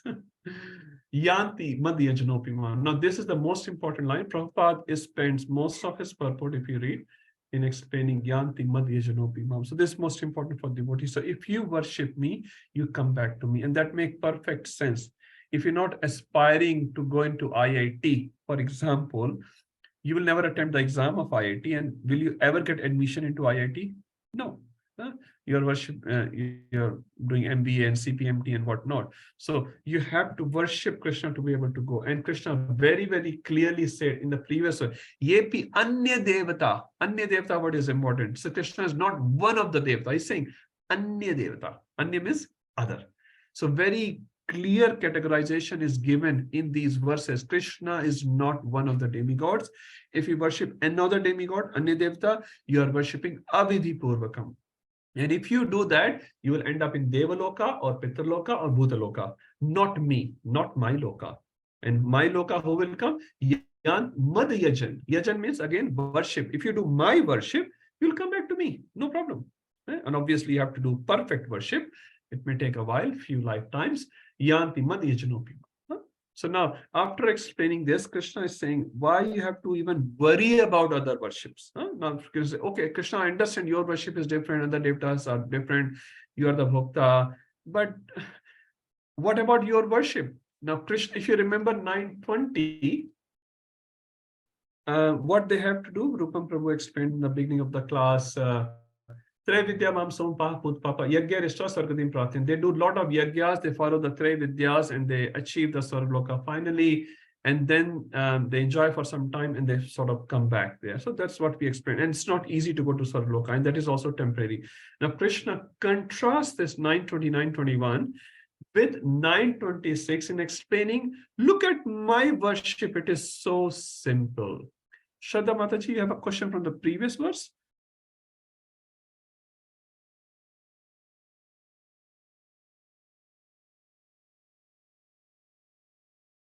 Your button is... Sorry, Prabhu. No problem. Yeah, it was some game thing. Yeah. So no, the question is from this verse only, but yeah, whenever you have time, we can, like, it's just a quick question for now. Okay, let's do a quick one because then we get into 926. Oh, sure. So, Prabhu, like we were talking about ancestors and people worship their ancestors. I don't know what does that actually mean, is because I've seen a lot of people in India, they put their ancestors, like their forefathers' pictures on the wall or father's picture on the wall, and they put garland over it and they show dhoop to that picture. Is it worshipping? Is it considered worshipping, or is it going to be like the normal paying obeisances or respect to them? So there's a difference in worship and offering respects. So we are supposed to offer respects to our elderly people, to our fathers or grandfathers. That's perfectly fine. But worshiping means in India, they say my mother is Swargvasi or grandfather is Swargvasi. They're going to reside in Swargloka.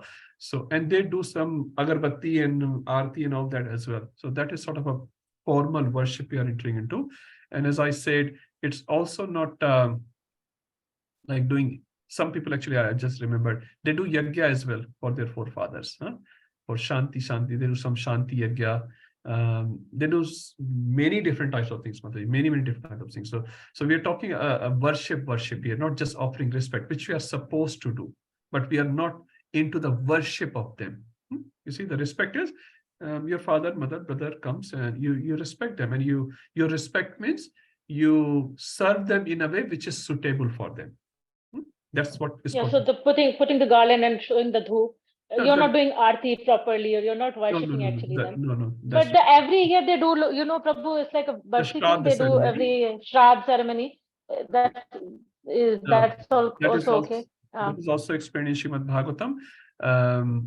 If we are not a pure devotee of Lord, we are supposed to do this in a Krishna conscious way. Lal Govind Prabhu also has a whole series of seminar here. I don't remember the name, but something to do with Tathaloka. You can hear that very nicely. Prabhuji has explained. If you're not a pure devotee of the Lord, you're still supposed to, in a respectful way, in a Krishna conscious way, do these ceremonies for your pitaras, because you're not pure devotee. Once you become pure devotee, like we're talking about Madhavendra Puri, you're not supposed to follow these things. Sure, Prabhu. Thank you, Prabhu. So depending on our level, we have to take the things, but again, take everything in a Krishna conscious way, that Krishna has created this world, Krishna has created these planets for different souls on their journey, and we can remember them in a Krishna conscious way, offer them prasadam in that Shraddha days to our pitras, so that they become devotee, not that they become happy in wherever they are. So that happiness is very, very short duration. So we pray for our parents or grandparents or our family, wherever they are, in whichever body they are, they become devotee. They get in touch with devotees and they achieve eternal destination sooner or later. So we are helping them. Now, this very complex topic, my Guru Maharaj has explained. Suppose you worship in 1 year, and 1 year that soul has taken 50 births. It's possible, right? A cheating only survives for a few days. So which body you're worshiping, which body you're remembering, it's a very actually complex topic. But the point is, if we offer our respects in a Krishna conscious way, that helps that soul. So there's no harm in offering our prayers to Krishna for that soul. That principle should be maintained in all our prayers, and then that soul will get benefit. Okay, we have Thank you so much, Prabhu. Can we take questions till later? Otherwise, I think it becomes discussion. No, Prabhu, related to this, sorry. Okay. Prabhu, where does the Kuladeva comes in, Prabhu? Because I've seen this, many people asking you do prayers, Kuladeva prayer. They come under demigod or ancestors? It may not be demigods or ancestors. So Kuladevata can be a person as well, Prabhu. In India, there's lots of concepts are there. And Sripad Prabhu explained not only in India, in Europe also. There are many sort of very weird concepts are also there. So any higher person which they have considered as their Ishta Devata, Kula Devata, where multiple words are there. And the tradition is being followed. We worship this photo. This is our Kula Devata. Now, in Adivasi, in tribals, they worship even trees. They go and worship a tree and they say our Kul Devta resides in this photo or something. So it can be a very weird concept as well. So that's why Prabhupada says is leave everything and worship Krishna. And you're not ignoring or disrespecting anyone by worshiping Krishna, because Krishna includes everything. So Prabhupada removed all the hesitation from there. Okay. Akhand Rasa Prabhu or Ujjwala Samataji? Prabhu, just a quick question. When you were talking about Shraddha ceremony, that, a devotee, a Krishna conscious person, a pure devotee, doesn't have to do the Shraddha ceremony, but then we go through the stages of being a Kanishta, Madhyam, and then also at one point we hear that, Srila Prabhupada said that whoever has come to, is following me and a Krishna conscious path is a pure devotee. So it's very hard to understand that which devotees should or should not do the Shraddha ceremony. Okay, then Prabhupada is saying everyone is a pure devotee. Prabhupada is talking to a reporter who's outside ISKCON and is respecting the devotees of ISKCON by making that a statement. So it's not putting devotees down and saying, I'm the only pure devotee, everyone else is a Kanishta. No, this is Prabhupada's love for his disciples and grand disciples. So we have to understand that meaning. It does not mean we have all become pure devotee now. There's nothing much to do. We all know. We are not there. There's a long way for us, long way for us. So because there's a long way for us, we have to follow these things again in a Krishna conscious way. And again, you can consult your seniors, your Guru Maharaj if possible, or other senior members, then how to do that in a Krishna conscious way, in a favorable way, where our Krishna conscious increases and we are also able to involve other family members while doing these ceremonies for our seniors who have left the world. So until one comes to the point of Uttam Adhikari, one has to do it. The Kanishta and Madhyam. I'm adding it again and again because when we add this, then only that ceremony will make sense. Otherwise, it will become a Karma Kanda. And we are not doing any Karma Kanda. We are against Karma Kanda. So unless that thing is included, and unless we become Uttam Adhikari, so answer to that question, Prabhupada has said, once Prabhupada was asked, Prabhupada, how would I know that I have become an Uttam Adhikari? Prabhupada was asked this question. So Prabhupada says, two answers I would say. Prabhupada said, you will know when you become Uttam Adhikari. You will know. Like now we know, and I can surely say I'm not a devotee at all, right? So we know how great devotee we are. Others may glorify us out of humility and out of respect, and that's fine. But we know where we are, where do we stand, how many anarthas we carry in our heart. We know that, right? So, and second, Prabhupada said, another occasion, Prabhupada said, others will let you know you are a devotee or not. And that happens all the time. And most of the time you get this feedback from others. In a real sense, they consider you not as a devotee. Not as a devotee. Actually, I am a devotee. I'm Yudhishthira party. I'm Pandav party. And others consider as Kaurav party. So others will give you feedback. It happens. It happens all the time. Both ways. Yudhishthira party or Kaurav party. It happens. So others will let you know. So we don't have to sort of wait. It will happen. It will happen. Your heart will tell you. Your heart will tell you. And there are examples in Mahabharata for that as well. I'll not go in there. Okay. Thank you. So for now, we just do as best Krishna consciousness as possible with our society in a Krishna conscious way. Okay, let's move forward to 926. One of those verses which every kid is taught when they come to ISKCON. I don't think so any kid will not know this verse. Who wants to take the glory of reading this verse? Very important verse. Okay, Vijay Gopi Mataji. She's just got a grandchild and she's very curious to teach this verse. But probably has to wait another 1 year or so. Thank you, Prabhu. Patram pushpam phalam toyam. Patram pushpam phalam toyam. Yo me bhaktya prayachati. Yo me bhakta prayachati. Tadham bhaktya upahritam. Asnami prayatatmanaha. Asnami prayatatmanaha. If one offers me with love and devotion, a leaf, a flower, a fruit, a water, I will accept it. Hare Krishna. Hare Krishna.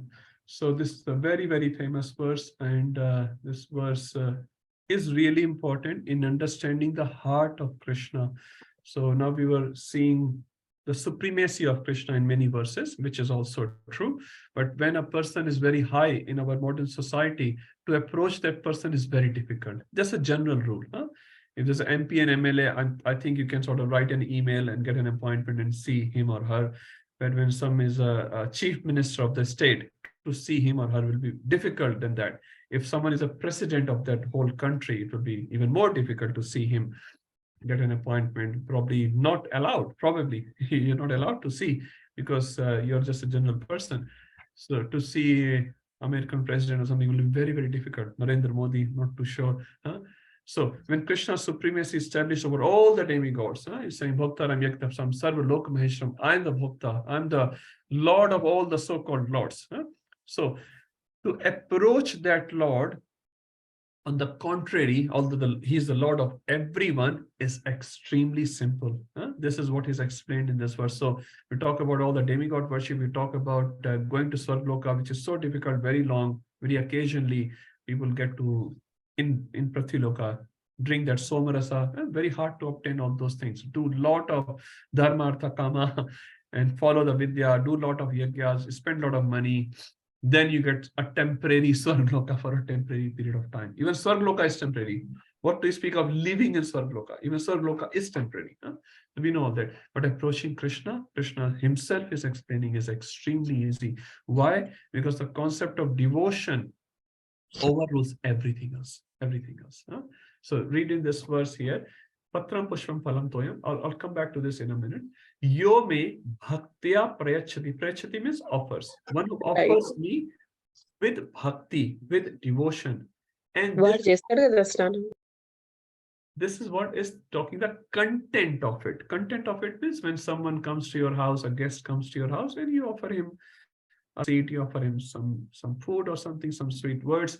So what you offer to that guest in a plate for eating stuff, that can be very, very simple. But if your words are sweet, that guest will be very pleased. Now, don't do it all the time. You just offer a sweet word and nothing in the plate. It says when a devotee comes to your place, you're supposed to offer him whatever you have available. And if nothing is available, sweet words are okay. So Krishna is saying, Patram. Patram has two meanings. What are the two meanings of Patra? Patra in Hindi, they call Patra likh rahe hain, letter. So Patra means letter. Patra also means a leaf. So Patram, Pushpa. Pushpa means, Pushpa also has actually many meanings. We'll take a simple meaning of flower.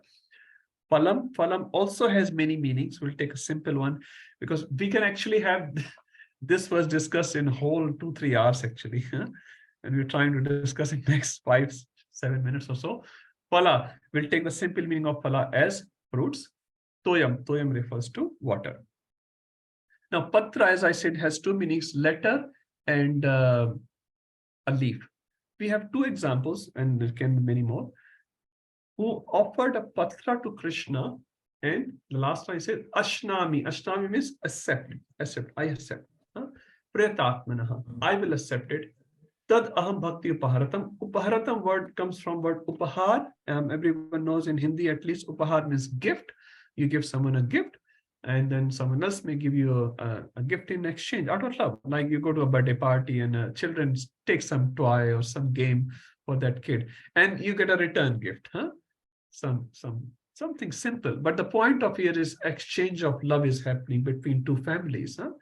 A kid is taking a gift. It does not mean you only value that family that much, a $20 a toy or something. No, it's just a token of appreciation. In the same way that other family may give you a little pencil or pen or something simple, but the exchange of love is happening here.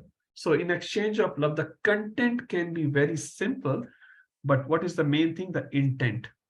The intent. And Krishna is saying, intent should be bhakti. Just give me a sec. My computer is playing a little bit. It's losing the connection from my screen. Okay, I'll try again. And I'll try to talk at the same time. So the intent is more important than the content. And the intent, Krishna is saying, twice in this particular verse, should be your bhakti. Okay, is everyone able to see my screen? Okay, so bhakti word is used in this particular verse twice. Yome bhaktya prayachati. Bhakti upaharatam. So upahar should be of bhakti. But how do you express bhakti? Like I can see a small kid, Abhyan, on the screen. Mother is offering her love. But if mother says, my dear baby, I love you, I love you, I love you, and Abhyan is crying for some prasadam, is that love expressed properly? The Abhyan will only understand the proper love is, where is my food? I need some cereals, I need some roti or paratha. Huh? So love has to be expressed as well. Huh? And then expression obviously will vary in different situations. In a mother and baby relationship, baby understand love as where is something to eat, some biscuit or some chapati, something like that. Huh? So the love has to be expressed as well in many relationships, many times, and that's perfectly valid. Dadati Pratigarnati, devotee exchanges gifts. Someone went to Vrindavan, he got a beautiful photo for me. That's so nice. Huh? That's the exchange of love devotees do. So Bhakti Upaharatam is referring to the Upahar filled with Bhakti. And Bhaktya Parachati, you're giving with Bhakti. So Bhakti is the most important content. And if you do with Bhakti, what's the result? Ashnami Pratapana. I will accept it. I will accept it. Now, let's talk about this is the intent part. Let's talk about the content, which, as I said, Krishna is not worried about the content, and the content to express your bhakti, your love to Krishna can be very, very simple. It can be as simple as a leaf. So what's the example of leaf? Who offered leaf to Krishna and pleased Krishna? Anyone remembers? Sudama. For Lord Chaitanya to appear, Advaita Acharya offered the Tulsi leaf and Ganga Jal. What's the verse, Mataji? That I don't know. Okay. Tulsi dal matrena jalasya chulkenva vikranite atmanam bhaktikyo bhaktavatsala. So that's the verse which Advaita Acharya read in Gautam Tatri Upanishad, and he said Tulsi dal matrena. Tulsi dal matra. Matra means keval. Only Tulsi dal matrena jalasya chulkenva. In Hindi there's a word chullu. Kabhi kabhi kehte chullu har pani mein doob maro. Chullu means very small quantity of water which can be fit in your palm. Huh? Maybe 10 ml or something like that. Manmohan Prabhu can correct me. 5 ml. Huh? He's more of an injection person, I guess. So, jalasya chulukenva vikranite. Vikray means khareed leta hu. I get sold to that person who offers me tulsi dal and jalasya. Jalasya refers to Ganga Jal. So Advaita Acharya got this verse from Upanishad, and he said, wow, I got the way. How can I buy Krishna? Offer him tulsi and Ganga Jal. So I hope every devotee is doing that in their house, offering tulsi leaf to Krishna and offer Ganga Jal. How do you offer Ganga Jal? We don't have Ganga Jal. So what do you do? Om Gange Cha Yamne Chaiva Godavari Saraswati Narmada Sindhu Kaveri Jalasmin Sannidhi Kuru. So you all have Ganga Jal and you have tulsi leaf. If you don't have tulsi plant, what do you do? All dear devotees, Vrindhyaya Tulsi Devyaya Priyaya Kesasya Vishnu Bhakti Devi Satyavate Namo Namah. So you can offer these two verses in absence of the actual physical product, but please offer Tulsi leaf every day to Krishna and offer Ganga Jal to Krishna. By this, you are buying Krishna. You're buying Krishna. Okay. So Patra example. Thank you, Mataji. Another example of Patra. Who offered a leaf? When I say Patra means a leaf to Krishna. I think Rukmani in the Tulabhar. Rukmani Tulabhar. I'm not going to pastime, beautiful pastime. Rukmani buys Krishna. Satyabhama was trying to buy Krishna with jewelry, and Rukmani buys Krishna. He said, take out all this jewelry. He puts one leaf of Tulsi. Another example where when Krishna was bought by Tulsi. Govardhan Leela, huh? And Govardhan was saying, Aniyor, give me more. And Balramji offered one Tulsi le. Tushtos me. I'm satisfied. Thank you. Another Leela, can you please tell me where someone offered Patra, letter to Krishna? Patra is also his letter. Rukmini through the Brahman. Devi again. Thank you. Saru Mataji, Vijay Gopi Mataji, they all understand. Huh? Rukmani Devi offered a Patra before marriage to Krishna and won the heart of Krishna. And you read the conversation of that Brahman and Krishna.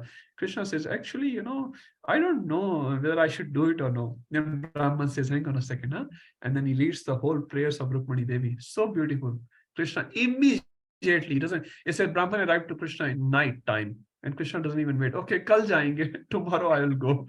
Immediately he picks up the chariot and he picks up the fastest chariot to save his devotee, Rukmani. Okay, Pushpa example, everyone knows that one.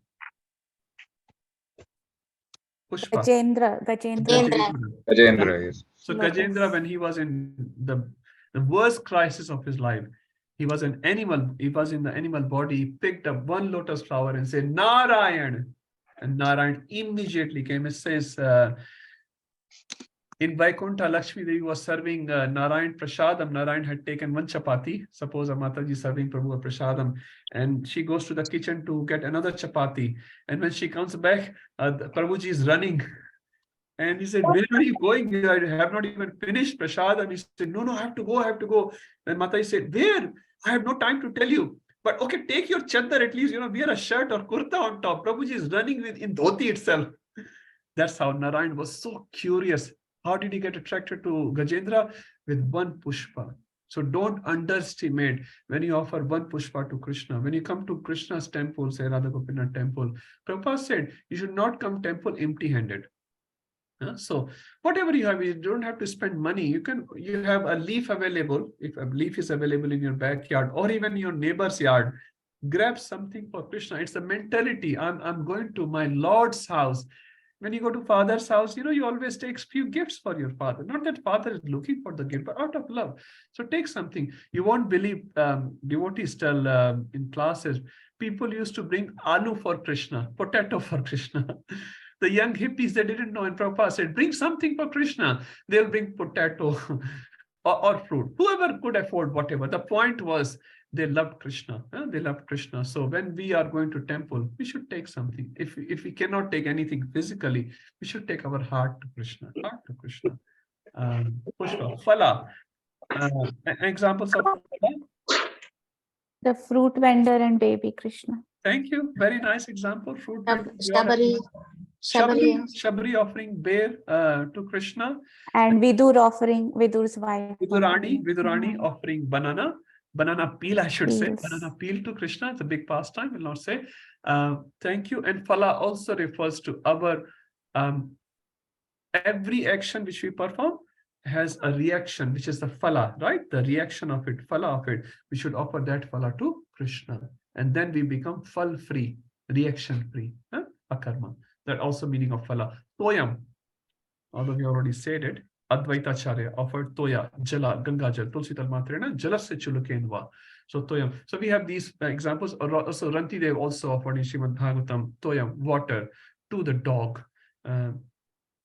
Was very thirsty. We read in the 10th canto of the pastime of Rantidev. There are multiple examples. We'll not go into much detail here. So the point is, by offering a very, very simple thing to Krishna, Krishna can be purchased. Krishna can be purchased. So worship of demigods is so difficult, but worship of Krishna relatively is so easy, so easy. And you can buy the Supreme Person with your love. Now the question can be, two questions can be.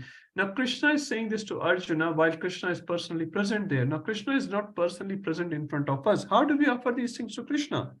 What's the answer? What's the answer? Everyone is so stunned. It's not a difficult question. Krishna was physically, personally present in front of Arjuna, is saying, offer this to me. Radha Gopinath. Radha Gopinath is there. That's why Radha Gopinath is there.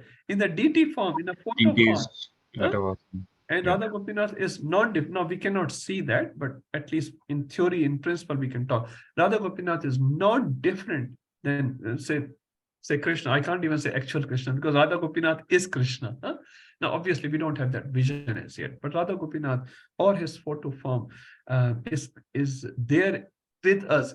It's called Archa Vigraha. Gopinath has taken, Krishna has taken incarnation Kali-yuga as Archa Vigraha. And there are hundreds of pastimes of Archa Vigraha as well. Archa Vigraha is not different than Krishna. So we offer to Radha Gopinath. And by offering to Radha Gopinath, we are offering to Krishna. Now, another question can be, okay, Radha Gopinath is there. That's fine. These things are there. But 2 times you have used the word Bhaktya and Bhaktya. I don't have Bhakti. What do I do now? What's the answer? Now, you may have Bhakti. I don't. Fake it till you make it. Fake it till you make it. That's a very nice thing. Fake it till you make it. So that's nice. Krishna answers this question in the next verse, 927. And I'll come back to fake it till you make it in a second. Let's read this 927. Who will read this? Who has not done as yet? Can I read? Sure. Yat karoshi yadasnasi Yat karoshi yat ashnashi. yat juhosi dadasi yat Yat juhosi dadasi yat. yat tapasyaisi kaunteya Yat tapasyasi kaunteya. tat kurusva madarpanam. Tat kurushva mad arpanam. Translation by His Divine Grace Bhaktivedanta Swami Srila Prabhupada ki jai. Whatever you do, whatever you eat, whatever you offer or give away, and whatever austerities you perform, do that, O son of Kunti, as an offering to me. So Krishna says, in absence of bhakti aspect, you still do offering to me. As Mataji was saying, fake it till you make it. So you still do the aspect of offering. And Krishna gives the example, yat karoshi yat ashnasi, whatever you do. Now this is very, whatever I do, Prabhupada actually, even if you're drinking alcohol, Prabhupada said that you should remember Krishna. Because Krishna is the rasoham apsu konteya. So Krishna is the taste of alcohol as well. So alcohol is, I don't know how does it taste, to be very honest, but some people find it very tasty. But Prabhupada is saying you should remember Krishna while drinking alcohol. Now the point is not to recommend alcohol here. The point is to recommend the remembrance of Krishna. So if you remember Krishna, even while drinking alcohol or doing some very abominable act, at least this principle of remembering Krishna, if you follow that, slowly all these abominable things will go away. Now, Prabhupada, when he was preaching to hippies, he did not say, you stop drinking alcohol, you stop eating meat, and then you come to my temple. He did not say that. What he said, you come to my temple while you are doing all the other activities. And slowly and very soon, they became devotees of the Lord. Prabhupada did not stop them. Oh, you drunkard, you are meat eaters. No, that's fine, whatever you are doing. But slowly, when they got purified by eating prasadam, listening to Prabhupada, then Prabhupada gave them instruction. You should do this, you should not do that. But initially, Prabhupada allowed anyone and everyone. And people will come in different state of consciousness to Prabhupada classes, but Prabhupada appreciated them and slowly engaged in service of Krishna. And later, when they were eligible to hear the instruction, Prabhupada gave them instruction. But the principle was yat karoshi. So anything and everything. You're eating meat, sorry. You can continue eating meat, but start chanting Hare Krishna, start taking prasadam, start associating with devotees, and slowly that taste will get out from your life. Yat juhosi. So juhosi is whatever you offer. Dadasi means give. The dhatu is to give away. Yat tapasya is whatever tapasya you do it as an offering to me. Even if you are following, other vratas, other demigod vrata, do it as an offering to Krishna. So what will happen by that principle? Slowly, because Krishna is Krishna Prasad, Krishna Nam, Krishna's devotee association is so strong that all the other miniature taste will go away from your life. Automatically it will happen. And that's what Prabhupada said, whenever someone is worshipping another demigod, don't say stop worshipping that demigod. What you say, add Krishna in your life. Don't stop them doing what they are doing. Let them do whatever, Kula Devata, Ishta Devata, let them do. Add Krishna in their life, and slowly Krishna, like a Vaman, they will enter in your life. Just give me 3 steps, just give me a corner, just bring a Gopinath photo in your house, and then the photo will come on your table, and then table will become the altar, then deities will come, Gaurnitai will come, devotees will come, Prasad will come, and one day you'll have no room for yourself. Every room will be Krishna's room only. So Krishna enters in your life like a Vaman, the little Brahmachari, and then expand himself. Then you have no place for the 3rd feet of Krishna. This Krishna is very tricky. When Prabhupada was walking with his disciple and say, is Krishna simple or crooked? And everyone said, Krishna is simple. And Prabhupada said, he's crooked, he's very tricky, he tricks you. And he said, didn't I trick all of you? I said, come and chant Hare Krishna and be happy. And now you're in so much anxiety as well. But now your anxiety topic has changed. Prabhupada said, I'm crooked. Prabhupada said, I'm crooked. Krishna is crooked. I tricked you all. And this didn't happen with all of us. I came to temple only for eating prasadam. I'm being very honest here. I still go to temple for prasadam only. But the point is, when I initially came, ISKCON mein prasad bahut acha dete hain aur free ka dete hain. They give it for free. So free and tasty prasad. These are the only 2 aspects I liked. And unlimited, Prabhu. unlimited, and you can take home as well. Huh? People bring dabbas and is counting what is it? Dabba leke aaya hai. Still they give away. Huh? But by eating that Krishna Prasad, somehow or other, we are still here. We are still here. So the principle of offering to Krishna should be maintained throughout.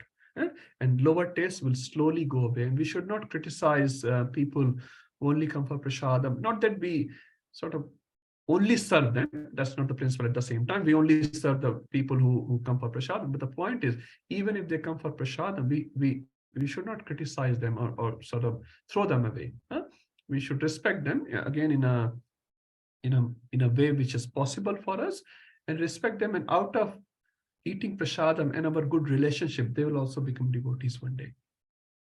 Okay, next one, 928. What will be the result? Now, this also relates to 926. So 927 was, if you don't have bhakti in you, what you should do, Krishna says, offer. So Arjuna is asking, Vishwanath Chakravarti Thakur is saying, Arjuna is asking, so what will be the result of if we offer to you?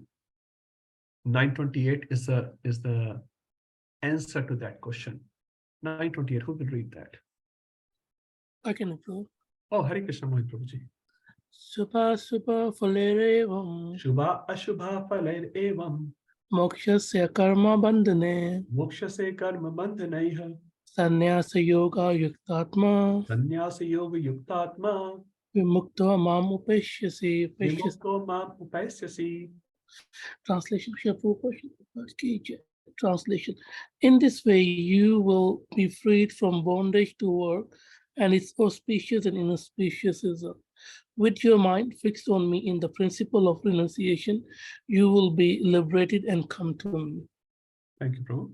So you can see the clear result. If you follow 927, Yat Karosh Yad Ashnas, Yat Josi Dasyat, if you follow the principle of offering to Krishna, Shubha, Ashubha. So Shubha refers to auspicious, Ashubha, inauspicious. Now we do many activities which are Ashubh, inauspicious. So we get result, or as Pap, we get that reaction of our Papa. So Krishna is saying Shubha, Ashubha, Phale, Evam, whatever Shubha, Shubha you have in your account. Moksha se does not just leave the body and merge. Moksha se means come out of that. Come out of that. Karma bandhana, you will get out of the karma bandhan of the result of Shubha or Ashubha. Now, once Dinabandhu Prabhu was explaining in a class, he took some devotees for parikrama in Vrindavan, and he was explaining the glories of Yamuna while devotees were bathing in Yamuna.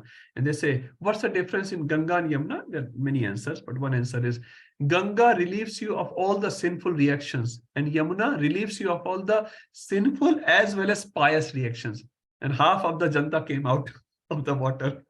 This is very dangerous. Who wants to lose their pious credits? Everyone wants to lose their impious credits. That's fine.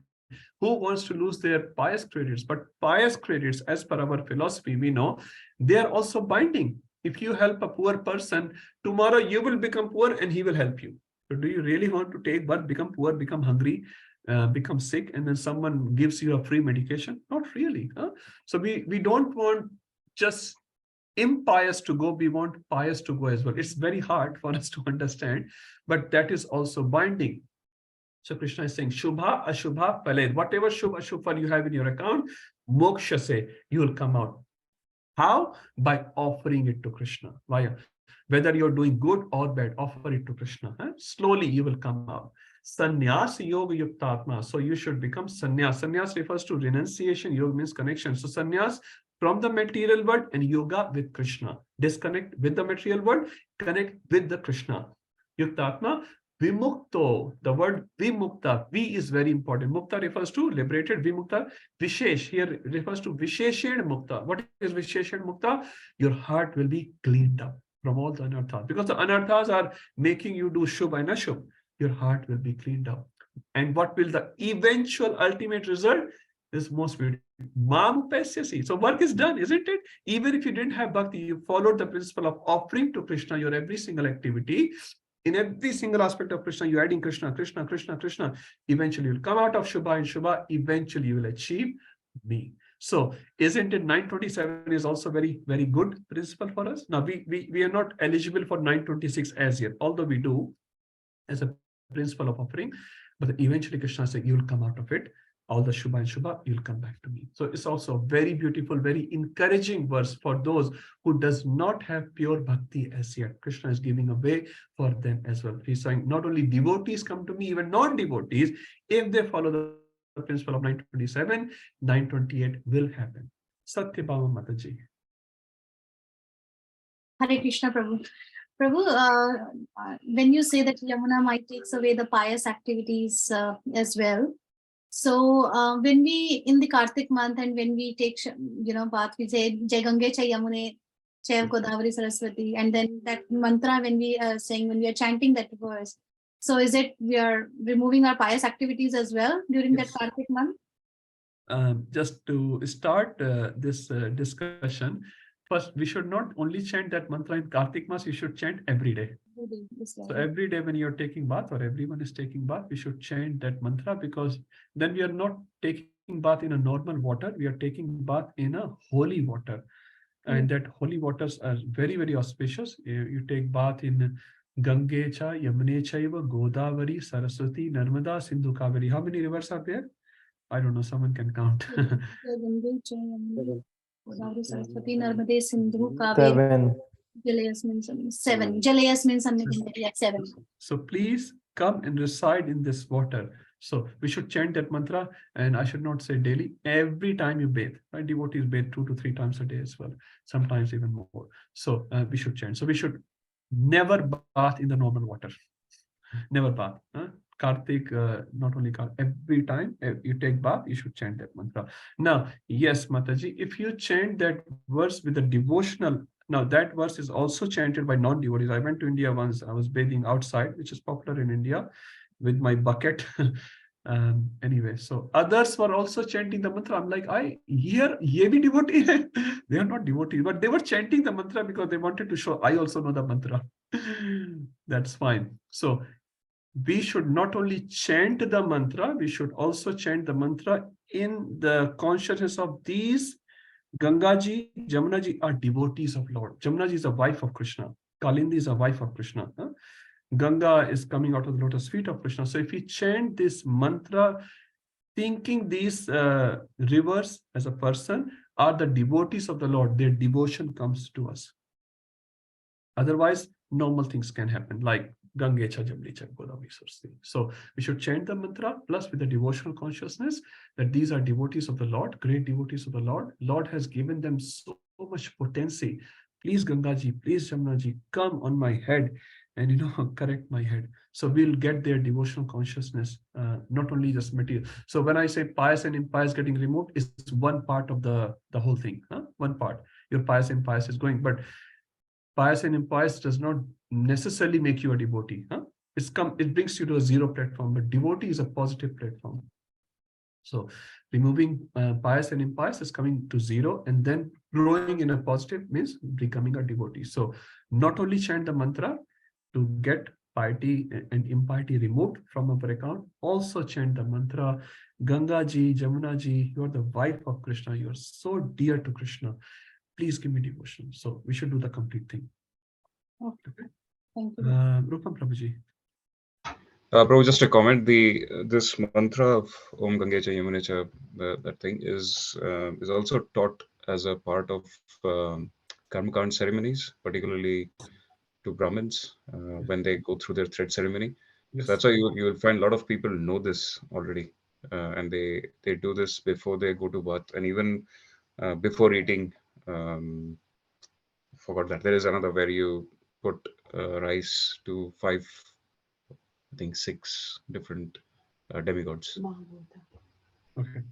Yeah. So yeah, normal people also follow that, and I also saw that in India, but no devotional context there. Yeah. No, nothing from devotional aspect. And one thing just I want to add now, just by chanting this mantra, I'm talking for non-devotees here. Gangaji or Jamunaji is not so foolish that they will remove all the piety or impiety of that person who has just come and take bath in Ganga to remove his sins and then go back and do the stealing again or violence again. So ye thama prapadante principle applies even on that level. Even on that level. So it's not just one Ganga bath, any sin are just removed and then you are free to sin again. So ye tha Mahaprabhu. If you don't have Shraddha in Ganga Ji, that will not work. Now there are some stories to the extent you just chanted the word Ganga and your sins are removed. So we can also present the Putana pastime. So Putana was very sinful, but Krishna purified Putana to the extent that he gave Putana in the spiritual world the sthan, the place of the mother. Now, but that doesn't apply on a devotee life on a day-to-day basis. Now you can say, oh, Putana gave poison and you gave Dhatri Gati. I'm offering, nice Rasgulla, Gulab Jamun and Rabdi and this, that. Why don't you give me the Gati? Can you demand to Krishna like that? You can't. So when we hear these stories of Puranas, we have to understand very clearly, oh, he chanted the word Ganga and he couldn't even arrive to Ganga and all his sinful was removed. That's the right story. I'm not saying that story is not right. But the point is we cannot apply that principle in a demanding attitude to Ganga Ji as well and Jamuna Ji as well. And you have done this to the frog or a snake. And there's a story of snake and frog. He could not reach to Ganga Ji and he still got liberated. Why don't you do that to me as well? I have taken dips in Ganga Ji hundreds of times. Personally taken actually hundreds of times. But I can't do that. I can't because my sinful tendencies are not gone. So the point is, ye thama prapadyante principle is maintained not only in the spiritual sense, but in the material sense as well. If you don't have Shraddha in Ganga Jamuna Ji, you cannot demand that from them and it will not always work. Because they are also devotees of the Lord and they know what Lord desires. This is a rascal. He has to be punished for his sinful reaction. He has taken Ganga bath. He will be punished if Lord desires so. So we should understand that on all levels, not only spiritual level, even on material level as well.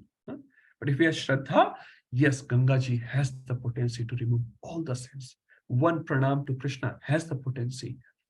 But the problem is we commit sinful activities again and again. Okay. It's 9. Prabhu, I have a question. Okay, Mataji, we'll take a quick one. Is there time? Otherwise, we can. Just take a quick one, Mataji, if just on the topic. Yeah, Prabhu, why were you saying that 9:26 is not for us, but 27, 28 are? So what was, because I thought Krishna is saying Patram Pushpam Phalam Toyam, and he's just asking for simple things. And it's the thought that counts, not the actual thing. It's the thought behind it.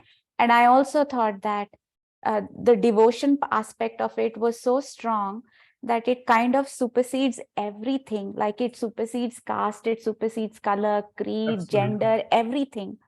In such a way that women are not allowed to do this, but women can offer this. So, I mean, if you want to offer, you can do this. And what was that story of Baurya, Dasi Baurya, the little scheduled caste boy, offered coconut to even the flag of Jagannath, and it was accepted. So I thought simplicity was such an aspect, strong point behind it.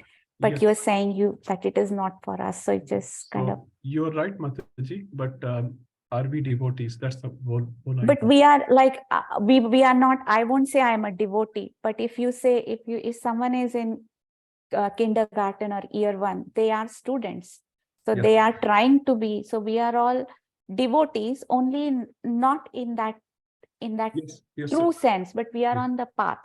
We are in work in progress devotees. Yes. So definitely, Mataji, we are in that category, and we are work in progress, WIP. And but we cannot say when we do an offering, and we can all witness ourselves when you do an offering to Jagannath in the home, how much love we have for Jagannath for the offering. That please Jagannath, come and accept this. We sometimes do just a ghanti, we chant the mantras mechanically, to be very honest, and we look at the watch. 10 minutes ho gaya, 7 minutes ho gaya, I have to go to office, run, pack up that Jagannath Mahaprasad in our boxes. So I'm talking about that aspect, Mataji. Obviously, this is verse for devotees, and we are devotees, and I've said many times, we are from green mango to the ripe mango. We are in that journey. But to understand the depth of this verse, we have to understand when Ashnami aspect will come. Ashnami means Krishna's acceptance. And Prabhupada said in a famous lecture, if Krishna accepts even once from your hand, once, Prabhupada said, what else you have left to achieve in these 3 words? Prabhupada said that. Once, if Krishna accepts. So we are offering, I'm sure everyone is offering multiple times a day, and we offer with whatever love we have. and we should do that. But the point here is we should not always see. Now, Krishna can accept, no doubt about it, from Putana as well, right? But the point is how much devotion we put for Krishna and how much acceptance he is doing. We have to come down to the level of Ye Thamam Prapadente. It's definitely for devotees. But to reach to that level, when I offer a leaf like Advaitacharya to Krishna, and Krishna said, Chaitanya Mahaprabhu said, I was sleeping nicely in Vaikuntha and this Advaita dragged me. He forced me to come down. He says that, Chaitanya Charitamrita, right? So now, are we offering Tulsi leaf? I also offer many of the days, if not all the days, Tulsi leaf to Lord. But am I offering like Advaitacharya? Big statement to make. Big statement to make. So it's definitely for devotee Mataji 926, but we are starting at the level of 927 at this stage. We are doing as a principle rather than as love. Duty, you can say, huh? Duty. And slowly this 927 will convert to 926. And then we can offer like Vidurani, the peels of banana to Krishna, and Krishna is eating it. Now, just one more thing I'll say, and I'm sorry I'm a little over the time, but it's a very nice question which Arumataji is asking. She always asks very practical questions. Compare 926 with 927. I'll show you things. What are the two differences in 926 and 927? First difference, Bhaktiya aspect is emphasized in this verse. 927, you don't see a Bhakti word here, right? Yat karoshi, whatever you do, chalega. Second aspect, Ashnami, I accept. Is Ashnami mentioned in 927? Tat Kurush Madarpana. Krishna is not saying here at all, I accept it. Whatever you do, I accept. Is Krishna saying that? No. So there's a big, huge difference in that sense. So it's saying you offer it to me, offer it to me, offer it, but it does not say actually what happens to that offering. So that the connection is maintained in 928 is saying eventually Mam Upasasi, you will come back to me. And when you will come back to me, when you pass from 927 to 926, and then 928 will happen eventually. And in the process, what will happen? 928, Shubha, Ashubha, Palair Evam, Mokshase, Karma Mandanai. You have to pass through these stages. You have to pass through. We are all suffering, honestly. Our results of pious deeds or misdeeds, we are all under Krishna's jurisdiction. We are. Why? This is the stage we are passing at this time. Otherwise, that fruit seller in Vrindavan, do you think she has just come that level of devotee in one day? No. It has all passed through. 728. Yesham Tandakadam Papam, Jananam Purne Karmanam, Te Dvanda Mohani Bhakta, Bhajante Mam Dradhavata. And the result of that will be Aho Bhagyam, Nanda Gopa Vijakursam, Yana Mitram Paramanandam, Purna Brahma Sanatam. These Gopas who are playing with Krishna in Braj Bhumi, they are riding on Krishna, they are kicking Krishna. They have done all the Yesham Tandakadam Papam. Now they have doing Dradhavrata Bhakti and they have purchased Krishna. So we're talking, Mataji, a process here. And that process is very simple, very, very simple. Krishna does not care about what the content you're offering. You can offer me a leaf. You can offer me a drop of water. No problem with that. But how do you do it in such a way that Ashnami will happen? Krishna will accept it. That will not happen on day one. Sorry. That will not happen on day one. There's a lot of rigorous tapasya we all have to go through. It will happen, Ashnami. So that's why Ashnami word is very important, 926. Devotees look at Bhakti, which is fine. But if you offer a Bhakti, Ashnami will happen. We're not doing with Bhakti, Ashnami is not happening or happening to the Yethamam Prapadante. So we have to understand that, is Krishna really eating my khichdi today? Karma bhai ki khichdi, okay. My khichdi, Dasya Bauri offering to a coconut, and Jagannath extends his hand to a kilometer to Garud Astam and accepts the Dasya Bauri's coconut. That's Dasya Bauri. Are we Dasya Bauri? Don't know. I'm not. I'm being very honest. I'm not. So it's a whole journey which we have to look into. And that's why devotion is very, very easy, but it's not so easily, readily available to all of us that, we'll just get it like Putana got it.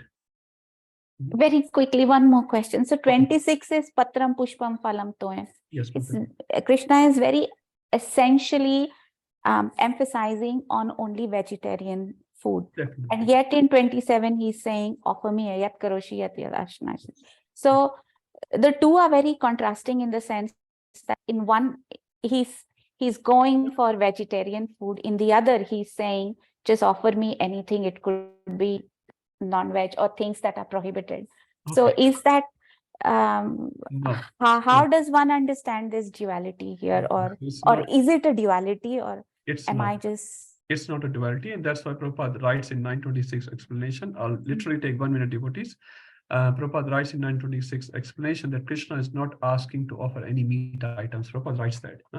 So forget the bhakti part. Krishna is saying Patra Pushpam Phalantam is all vegetarians. Prabhupada expands on that point and he says, Krishna, you cannot offer any meat items to Krishna because that's not what Krishna likes. That's not Krishna. So a principle of remembering Krishna and offering to Krishna then can also be expanded. Remembering Krishna means I'm drinking alcohol, oh Krishna, thank you for giving me alcohol. And slowly you'll say, Krishna, actually, I don't want to do this, but I'm doing it. Slowly you'll say, Krishna, I don't want it. That will happen slowly. You'll not like. Okay. Let's stop here. I know there's a little more to say in these verses. They are one of the top verses of Bhagavad Gita, and we are trying to cover them in a little bit less time, but I think we are spending good time at the same time, isn't it? We covered Sundar Gopal Prabhu, how many verses? 5 verses today? Yes. Something like that. Anyway, I'm happy. 920. Now 929 is a very big verse. Definitely not starting today because of time, and also it will take some time. This is also sort of contradictory verses. Beautiful verse. Many acharyas have given commentaries and many oppositions have come on this verse as well. So we'll do this next time, obviously, and we'll try to finish this chapter. This chapter actually is very, very important. So I am spending a little extra time, and you're asking questions. That's very nice because you're trying to understand the concept. So it's very good. Okay, Sundar Gopal Prabhu, any announcements quickly? No, Prabhu, the only announcement is next, we will have a class on Wednesday to cover up the one that we last week. Yeah, so we'll have class date 19th of April, Wednesday, 7 o'clock. We'll have a catch-up class. Okay, thank you. And sorry, we went a little over time today, but I think it was a nice discussion. Happy Ekadashi to everyone. Devotees traveling to Radha Gopinath temple, please offer my obeisances as well. Not going now. I went in the morning twice. So happy Ekadashi, and I will see you on Wednesday. Hare Krishna. Srila Prabhupada ki jai. Jai. Hare Krishna. Happy Ekadashi. Thank you, Prabhu.